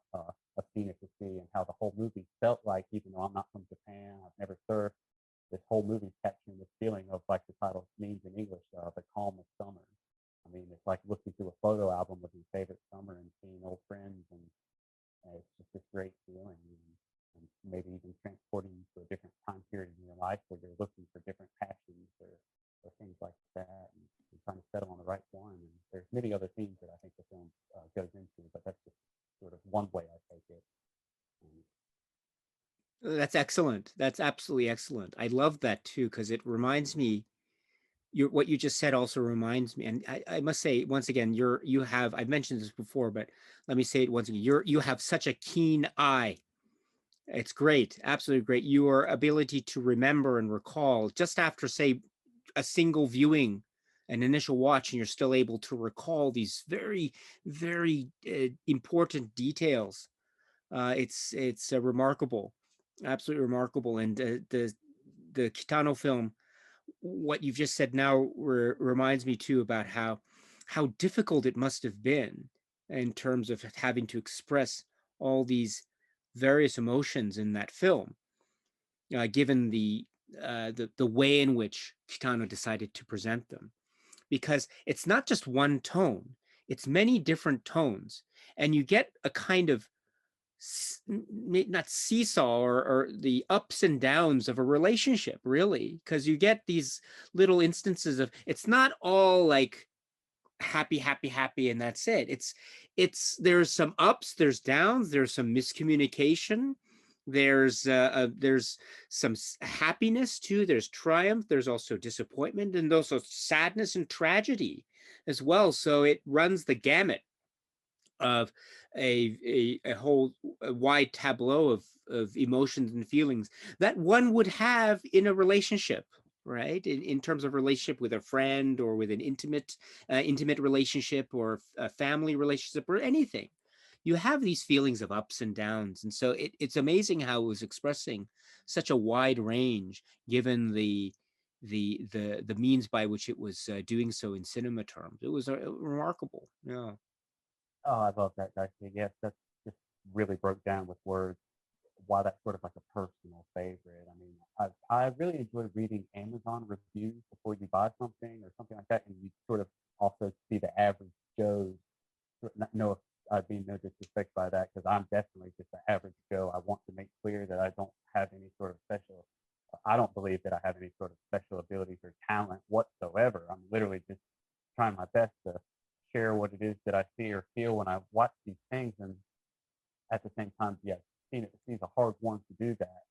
And so, wow, you definitely just put my feelings into words for sure. I mean, that's a great quiet movie, a different movie, breaking away from the normal movie that you might be used to watching, stuff like that. That feels like I'm just getting such a fresh experience. At one point in my life, I felt like the movie king. Oh, I've seen every movie. Like, what, you haven't seen this? And I just hate that attitude that I might have once had, because there's just so many more movies left to see, and people that have seen them. And if I just listen, then I can find so much more.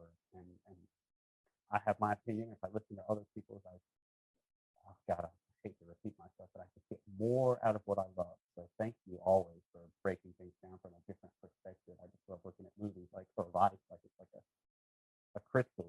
There's more than one side to things. There's just so many different lenses to look at stuff through. And yeah.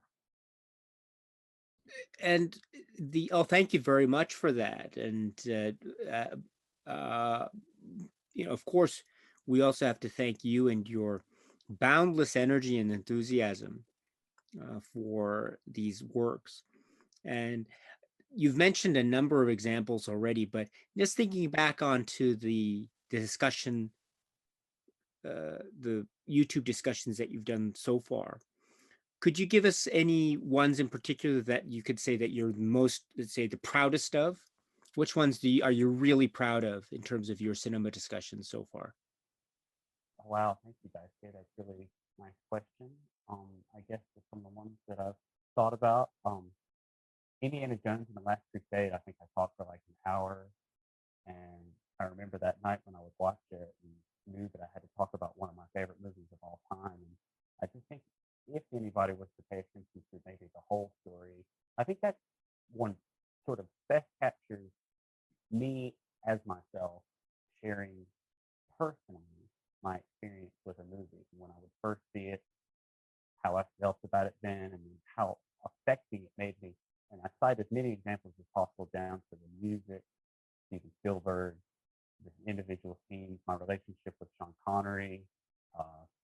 I do regret not saying enough about Harrison Ford, but I really enjoyed talking about that one. That's one of my favorite movies ever. And I don't know, I get done talking about a movie and I worry that I didn't do it justice, but sometimes when I go back and I listen to them, and maybe I hate to sound like I love the sound of my voice, because I actually don't. I don't know. I don't think that highly of myself most of the time. But when I listen to myself talk about a movie on my channel, sometimes I'll say, you know what, that Seth guy, I really agree with what he says. That he made a pretty good point about that movie, and I just only hope it comes off that way to somebody else, because I'm not trying to keep my own horn at all, but I kind of enjoy listening to what it is I have to say about a movie, because I enjoy listening to anybody talk about a movie, and I know that if it's one I love, then I'm gonna like what I have to say about it. And I hope that made sense. But as I think about Sean Connery, God, when you mentioned the bookkeeper, the way Sean Connery says bookkeeper a long time ago, I think about it all the time, because as many times as I've seen this movie and I talk about this one on my channel, I'm pretty proud of this one. God, bookkeeper. I thought I was the only person that heard that, but Daisuke can say it perfectly. Bookkeeper. Yeah, what a great movie. I'm really proud of that one. And also the Truman Show, my most recent one. I love that movie. I love it. Ah, yes. I really failed at this one, but this is another one that I speak of my personal feelings on, because in my heart as a little boy, I was Austin Powers. I was obsessed with the 60s and being groovy, baby. And I even had the male symbol, and like I dressed as him for Halloween with the really whole get up. And that scene where him and Elizabeth Hurley are listening to Ladies and Gentlemen, Mr. Bacharach on top of that bus in Las Vegas. And it's this romantic scene, while at the same time, Austin Powers, what a goofball. He's got busted teeth, but he's with one of the most beautiful women in the world, and they're doing that.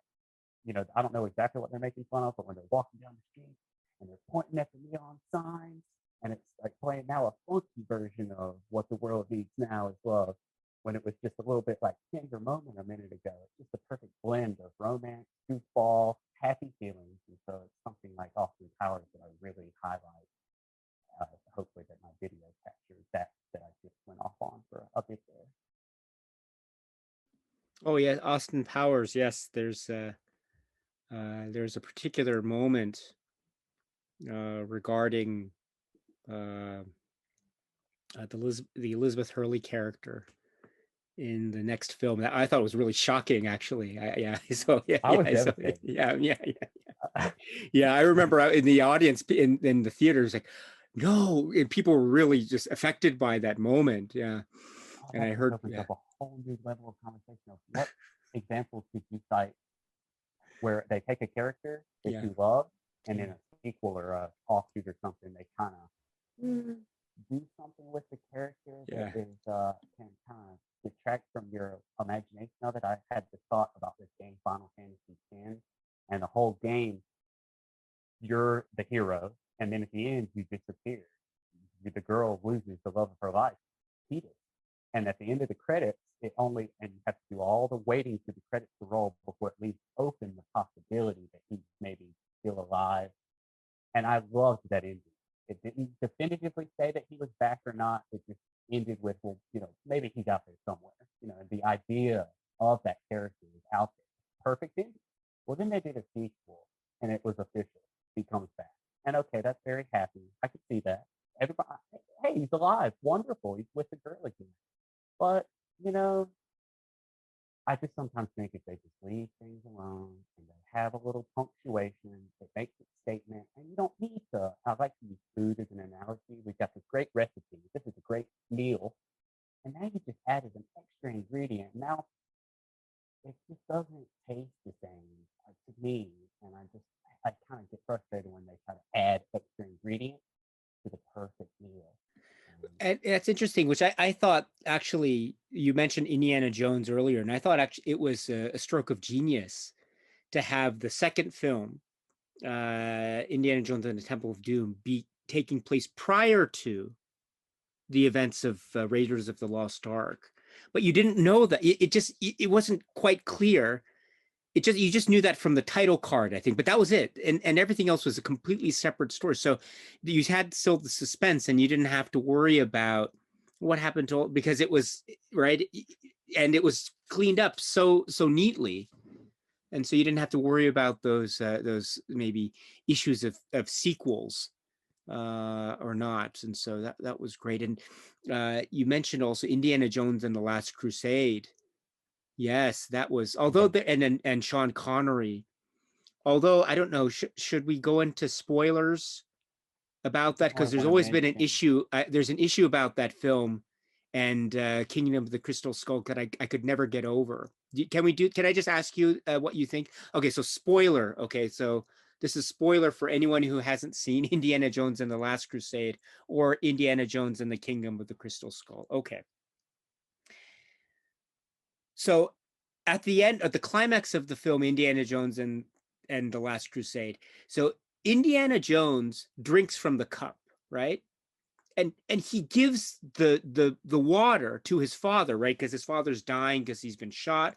And then he not only he gives him a sip, and he also puts the water on the wound. Don't get me started about why didn't he just stop and ask everyone else, do you want a drink? This is eternal. He didn't stop to, just dumped. But anyway, he so at that point, Indiana Jones has drunken from the cup, and also his father's drunken. So they should, in essence, they should be living forever, right? They have eternal life, right? So we find out later that in Kingdom of the Crystal Skull, his father died, right? I think someone mentions like, oh, he or something. So what happened? I thought they had, but anyway, sorry. That's something that has always bugged me. that sort of ties exactly with what we were talking about. Like, okay, just let some things alone. Don't get me wrong. And I would learn something with my YouTube channel. A wonderful woman was leaving comments on my channel at the very, very beginning. I don't know how she discovered it. Doris Bove, wherever you are, I hope you're still watching. She would leave the nicest comments. And she would change my opinion of the fourth Indiana Jones forever, Dice Day, because I hated that movie. And I still technically, okay, you told a great story about your son's friend saying, I hate that. And I get that concept, but I don't hate Indiana Jones 4. I just dislike it. But she would mention that she would see that movie with her mom, and before her mom would pass away, and she loved that movie.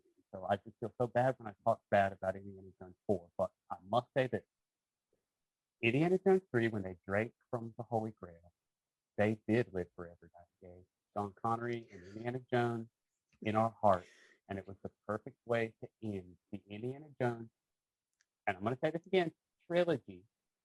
And I hate to say this to sound like a movie snoop still, but I'm still trying to challenge myself, etc. But Indiana Jones 4 and the soon-to-be fifth one, for me, will be considered non-canon. And I'm sorry to the people that worked on those films, sorry to Steven Spielberg, Harrison Ford, but I just don't think about Indiana Jones 4 except for when I see Dice Game Macbeth, my empty skull bottle that I put my big framed glasses on. So now every time I'm at my desk, I ironically think of the fourth Indiana Jones movie, The Kingdom of the Crystal Skull. So I don't know. I mean, I'm always thinking about all the movies, but that's just my personal take. That it ended with the third one, and perfectly. Our heroes, including Sissy, or God, why am I forgetting his name? The Egyptian gentleman. They're all three, and oh God, what is the other guy's name? I'm having a brain fart, but they're all riding away on horses as they towards the sunset. That's where Indiana Jones ends. No other ingredients needed, no other take. Oh yeah. No further exploration needed. Let's just close the book and say that, put it on the shelf and say, nothing else needs to be added. Don't even get me started on Star Wars, because that to me, I've been having this analogy recently where I was once married to Star Wars and we loved each other and we grew up together. We were high school sweethearts, but then we got a divorce, and it was many nasty things said on both sides. And that was a whole period in my life. Now we get along and we can meet cordially, but I still talk about it behind her back. She really upset me with all these different things. And so now the only Star Wars that exists in my life is this. But they're about to make a movie of it, and it's going to be horrible. Don't make a movie of it. Just let it be the game. So guys like Seth and other people that have played the game have that memory, and it doesn't have to be tarnished by adding more, twisting it up, or sucking all the juices out of this once perfect ripe fruit. Now it's not going to be a ripe fruit. It's going to be a shriveled up, juice-free fruit. And it's all thanks to people sucking all the goodness out of the franchises that made it good in the first place by making sequels or remakes. Okay, that's ranty as I'll get. I don't get that upset, really. But when you're so passionate about movies and they're doing things to them that you might disagree with, you can't help but have a reaction. And that's just sort of my little personal reaction to some things. Yeah, it brings up an interesting. It really brings up an interesting point, though, which I admit I haven't fully thought through yet, and I haven't come to a good conclusion in my own way. But it's this idea of like how should I put it? I guess I could come up with a number of examples. Well, it's like, let's take Austin Powers, right? The example that we had before, and then the sequel, right? And then how it changes certain things. You like or something like, say, The Godfather or The Godfather Part 2. Those are two separate films. They are the same what's the phrase, continuity, or the same space-time continuum of story. I get that, but they're all also separate films. And so I was thinking it could be possible to watch the first Godfather film and not necessarily have to think about Godfather Part 2. We know that now we just have that information. Whenever I watch The Godfather, I know The Godfather Part 2 is going to happen.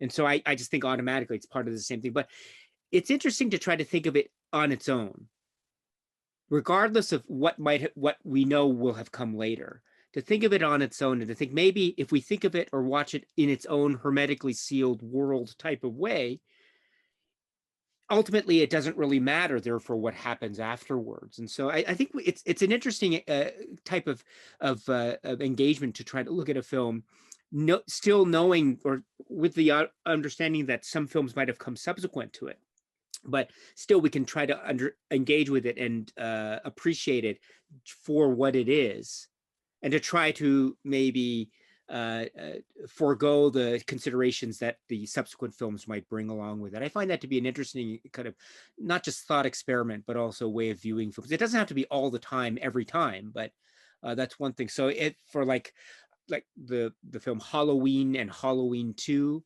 there's a very different way that the whole universe is calibrated in Halloween 2 versus Halloween. I think the same could be true for films like Star Wars. And so it's to watch the films, and then to maybe, if one enjoys certain films up to a certain point, right, and then maybe things that came afterwards, you know what I mean? So but it's not just to that, but it can be to, I think, any film series, or that's a franchise of some sort. I don't know how you feel about that, but No, I actually agree, and I just think it's sort of almost sometimes just fun in a way for me to have a certain kind of reaction, because it'll sometimes almost maybe cause another fan to respond in a way that will teach me something, or give me another perspective, and I can listen to what they have to say, quite like what you did just now. That definitely provides a whole nother way of looking at what I just said, and I just appreciate that, and that's what makes it important for me to want to try to engage with other movie fans or story fans in general, because I mean, just everything that we discussed, I just always want to get back to the whole, how important it is to tell stories in the first place, and pass down new information. I think before we move on, I just want to say one other thing about Indiana Jones and the Kingdom of the Crystal Skull. I think I think the one of the great mysteries for me of that film is who was Mac? Like, what side was he? I'm still trying to wrap my, like, what side was he on? He was like constantly changing sides. And like, even when he was like, they're like some, like, no, actually I'm working for, so like, he's telling us this important as the action is saying. So that's one of the great mysteries for me even now, is like, what was his agenda really? I don't know, but maybe one of these days I'll try to think about that. But There are many mysteries in that film. Let me put it that way. So, sorry, I don't want to sort of antagonize you any further, but That's okay. I've got the box set that's got all 3 films in it, so I don't even have to worry about even trying to explore what might be going on in that little experimental film. And I love to I love the you mentioned Austin Powers. Every now and again, I'll say to someone, allow myself to introduce myself. So It's like the French say, a certain I don't know what. God, it just goes on forever and ever. Great quote, man. Yeah, that's great. And then I also wanted to say too that I saw Indiana Jones and the Last Crusade in the theater, and it was it was great. And my mom was, as I mentioned before, she was a big fan of Sean Connery. You love hats. And yeah. Oh, yes, thank you. Yes, she loved hats, and so she loved Indiana Jones and the Hat, and Sean Connery's in the film. So, what could be better, right? And then that was also, you mentioned the Untouchables too, and Sean Connery's in that. That's a man that looks like Indiana Jones puts his hat on Indiana Jones's head, and then when the hat comes up, yeah, it's Indiana Jones as a full-grown man getting punched in the face. Yeah. It's amazing. Yeah, it's amazing. That and transition. That man has a crazy white hat. Oh yes, that's right. Then the cross, right? And so this is the great. Exactly, yes. And so the hat takes on this character significance that is so that becomes iconic. It's a representation of the iconic status.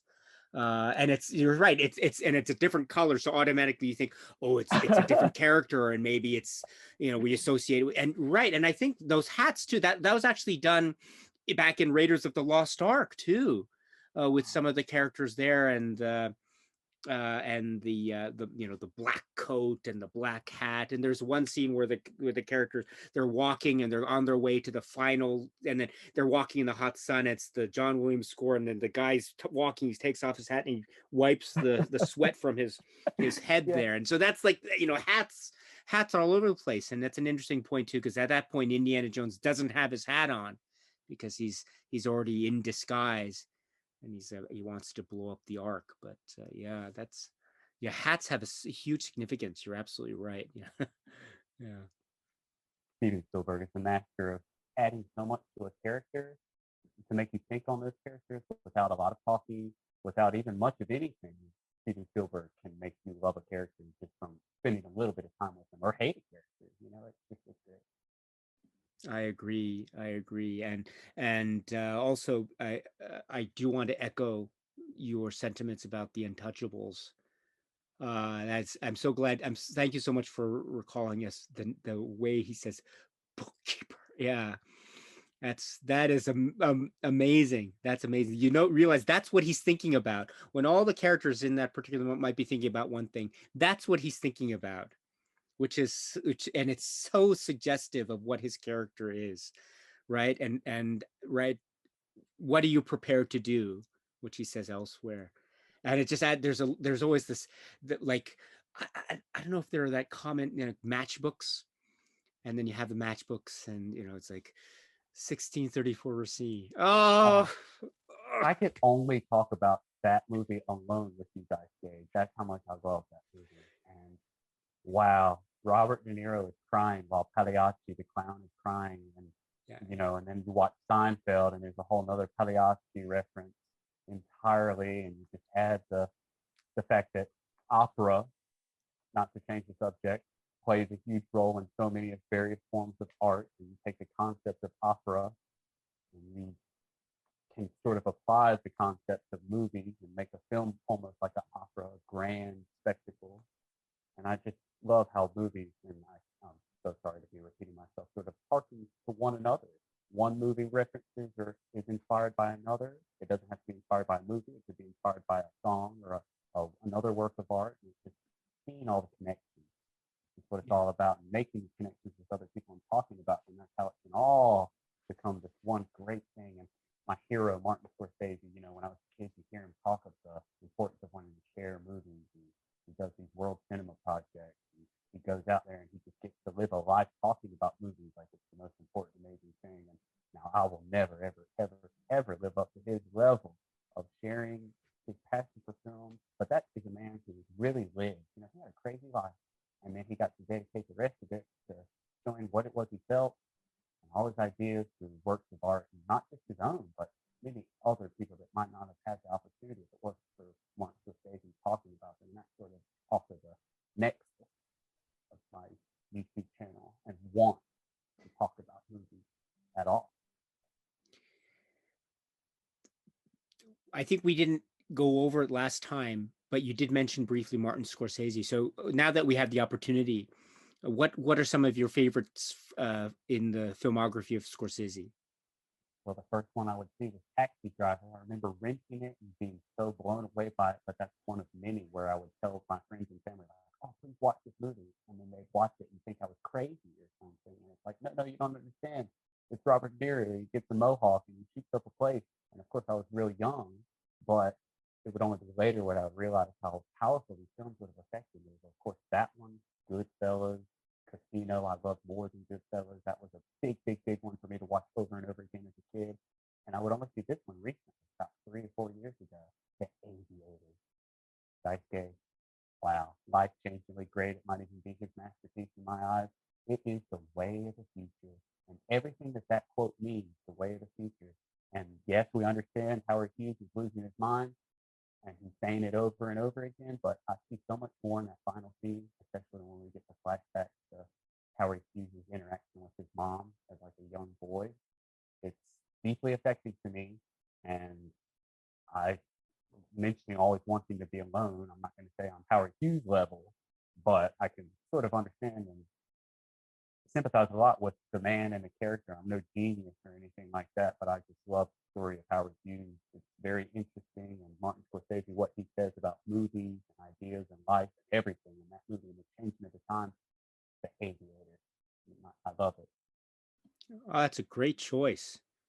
That's a great. Have you seen all of his feature films? You know, I'm ashamed to say that I've never seen The Last Temptation of Christ all the way through. That one, I think he has another film in the Criterion Collection that I have not seen, but I've owned and have seen most of his other films. Let's see. So, The Age of Innocence. I think that's the one that's in the Criterion Collection. Yes, I have not seen that one. Okay. Yeah, it's very interesting. The Age of Innocence. That is a great one. Very clever in a lot of ways, and as Scorsese's films are, and it has this inventiveness, but it's also very intimate and very devastating in a lot of ways. So impactful. Yeah. Raging Bull is like in my top 3 movies of all time.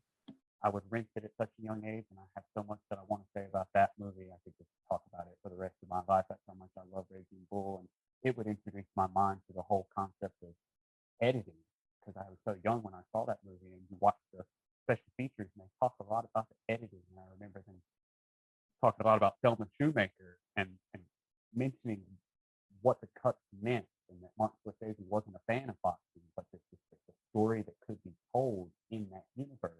And the way that they decided to do it, it's amazing. It's so much more than just a sports movie. It's one that has affected me deeply, Raging Bull. And it has so many layers to it too of ambiguity. And it's all about how what the characters are perceiving is going on. Even up to the very end, we're not quite sure what could have happened. And I think that type of, for lack of a better word, mystery, I think is that what helps, is one of the many things that makes it sustainable over the course of history. And also you mentioned the editing too, but and I know what you're referring to in editing, and it's an amazing thing, because that film has a really exciting way of editing shots together. It also has this great way of keeping holding on to a particular shot without cutting away. There are some moments, for instance, of like a TV that's going on, that's playing kind of static after a particular event has happened in that film. Just that shot of the TV, and you realize the emotional impact of this particular moment, and also the shot of characters hugging, or it should be more specific, one character is trying to hug another character, and it just, yeah, yeah, sorry, go ahead. Yeah. Oh no, please, I did not mean to interrupt. I just wanted to add that there's children in the room during that particular scene, and God, Yeah. much at stake Yeah. in terms of the domestic situation. Yeah. And you realize that exactly, much is at stake. There's so much to lose, and I think one doesn't realize that sometimes that happens in life. You don't realize the import of a particular situation until many years after the fact. And I don't mean ever to sound like I just require sympathy or to be feeling bad, but I've been so privy and around and affected by so many real events in my own life, and I've just only ever been alone in my thoughts and thinking on them. Movies have helped me process so much of what I've experienced and seen in real life, and where sometimes I feel like the real me inside of me is just a guy on a couch, and when he turns the TV on, my eyes open, and it's like my life is written by a team of sadistic scriptwriters or something. And so movies and TV has been a way for me to say my inner self can turn the channel off of my real life and what I'm experiencing in life, and put it on something else, not just for an escape, but also to help me greatly think on some of these things that I've been around or close to or done or experienced in my own life. And I think that's the main point I want to make about why I love movies too, is that, and maybe some other guests you've had on your channel have tried to say that or have said that in a way that makes more sense than what I can say. But I just, when I have my whole life wanted to share my thoughts on what I've seen or what I feel, oftentimes I'm just told, nah, it's just better just to not talk about it. It's just whatever you said, Seth, is wrong. But there's other people expressing themselves maybe how I wanted to through their art and movies or shows, and it's what made me such a huge fan. These people had the courage to say what they were feeling about something that they must have experienced or thought deeply about. And they made a film or wrote a book or wrote a song or something like that. And so it's just so important to me, where I have no talent, maybe I can help direct some attention to something that will help you and you won't feel alone like I have so much in my life, where I'm just stuck with my thoughts on this or that. And I hope that didn't get sort of off subject of what we were talking about, but I just felt like I needed to kind of get that out in a way. Oh, no, no, not at all. This is very important. What you're saying is very important in terms of a need and a desire to express, because there are all these ideas that come up and all these feelings that come up, and so I think it's very important to want to express them. No, definitely. And then when it's about things that you love so much, cinema, that makes it even more exciting to hear your thoughts. And so I think we really value your voice, and so please keep on doing what it is you're doing with your channel and the films that you decide to speak about and engage with and to share your thoughts on. So we need your voice, so please keep on doing it. And got 2 movies in the mail today. Oh, These yes. are the next ones I talk about. Wow. Great. I know this is your favorite comedy, and I've seen it so much on TV as a kid. I can't wait to watch it again. And Mouse Hunt. I don't know, this is just, Yeah. the thing is, I don't know a lot about these like Buster Keaton comedies or whatever, these old school comedies, but I understand that pays great homage to these, and Nathan Lane, Christopher Walken. I can't wait to watch that again. It's probably been 15, 20 years since I've seen it. Ah, that's great. Well done. Well done indeed. I'm very thrilled with that. So I look forward to those discussions from you, hopefully very soon. That should be great. Oh, wow, that's splendid. Absolutely splendid. So, but Seth, let's do this again. I know this is our second time, but let's do this again. I had so much fun. We should maybe, I don't know, maybe we could pick a film and talk about, you said you could talk about The Untouchables. Maybe we could talk about The Untouchables or something like that in more detail, or something of a similar vein, Seth. Laser focus instead of letting me bounce all over the place like the cinemaniac that I am. No, no need to apologize. On the contrary, this was wonderful. It was so wonderful. I enjoyed it thoroughly. I knew I would, and I certainly did. And so I want to thank you so much again for taking the time, and for your understanding and consideration, and for taking the time to sit down with me. And we are recording, so it looks like everything is okay this time around. So thank you so much, Seth. Before we go, I want to just to give you the opportunity once again, for anyone who doesn't know your channel, could you just give us an indication? Well, I guess you already have, about what you're going to talk about next, but maybe just one more time, you can talk about your channel, what it is and what's it called, and where people can find it. You can look me up, I guess, with Seth Walsh, my name, or Diary of a Cinemaniac, Cinemaniac. And surely you'll see my goofy face, because I have not yet mastered the art of YouTube editing, where, pick a thumbnail or something like that. And from my understanding, you could get in big trouble for having the wrong thumbnail on your YouTube channel. I forget the title of that movie that you were having some trouble with, and you had taken down all the pictures. But that's where you can find me, and it's just me talking about movies that I've just finished watching from my physical media collection. If I've watched them on streaming or something like that, I'm not going to talk about it. But yep, that's me, Cinemaniac Seth, talking about movies on my YouTube channel. And if I don't know if you were going to ask or not, but I did have 3 suggestions for people to look up. Please. One, and we talked about movies and shows that don't have any dialogue. This is by one of my favorite animators of all time, Genji Tartakovsky, who did Samurai Jack and Dexter's Lab. It's called Primal, about a caveman that loses his family. He's out hunting and he comes back and his family gets eaten by a Tyrannosaurus Rex. And he's just about to kill himself before he realizes the importance that it would mean to stay alive, to honor his family. And later he meets the T-Rex, who right in front of him, the T-Rex loses its children. And so the T-Rex and the caveman become best friends. And this is all a story told without dialogue. And the animation is beyond description. The next thing I'd like to recommend, and this is sort of directed right at Rachel, the music man, because I've so enjoyed your conversation talking about music or something different. This is a television series from HBO called Flight of the Conchords.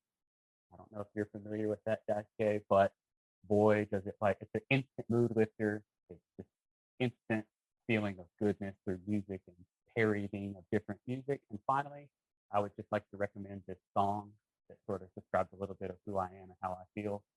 Now, the voice of this singer is absolutely grating and horrible. I don't know if anybody could stomach it. It's sort of like a Bob Dylan kind of voice. But if you appreciate folk music and talking about real feelings in life, this is a song called Back When I Was 4 by the artist Jeffrey Lewis. And I absolutely recommend that you listen to the song in its entirety and try to absorb its message. It is pretty much me to the T. And I highly recommend anybody that wants to know a little bit more about me, check out that song, and maybe some of the other works by the artist Jeffrey Lewis.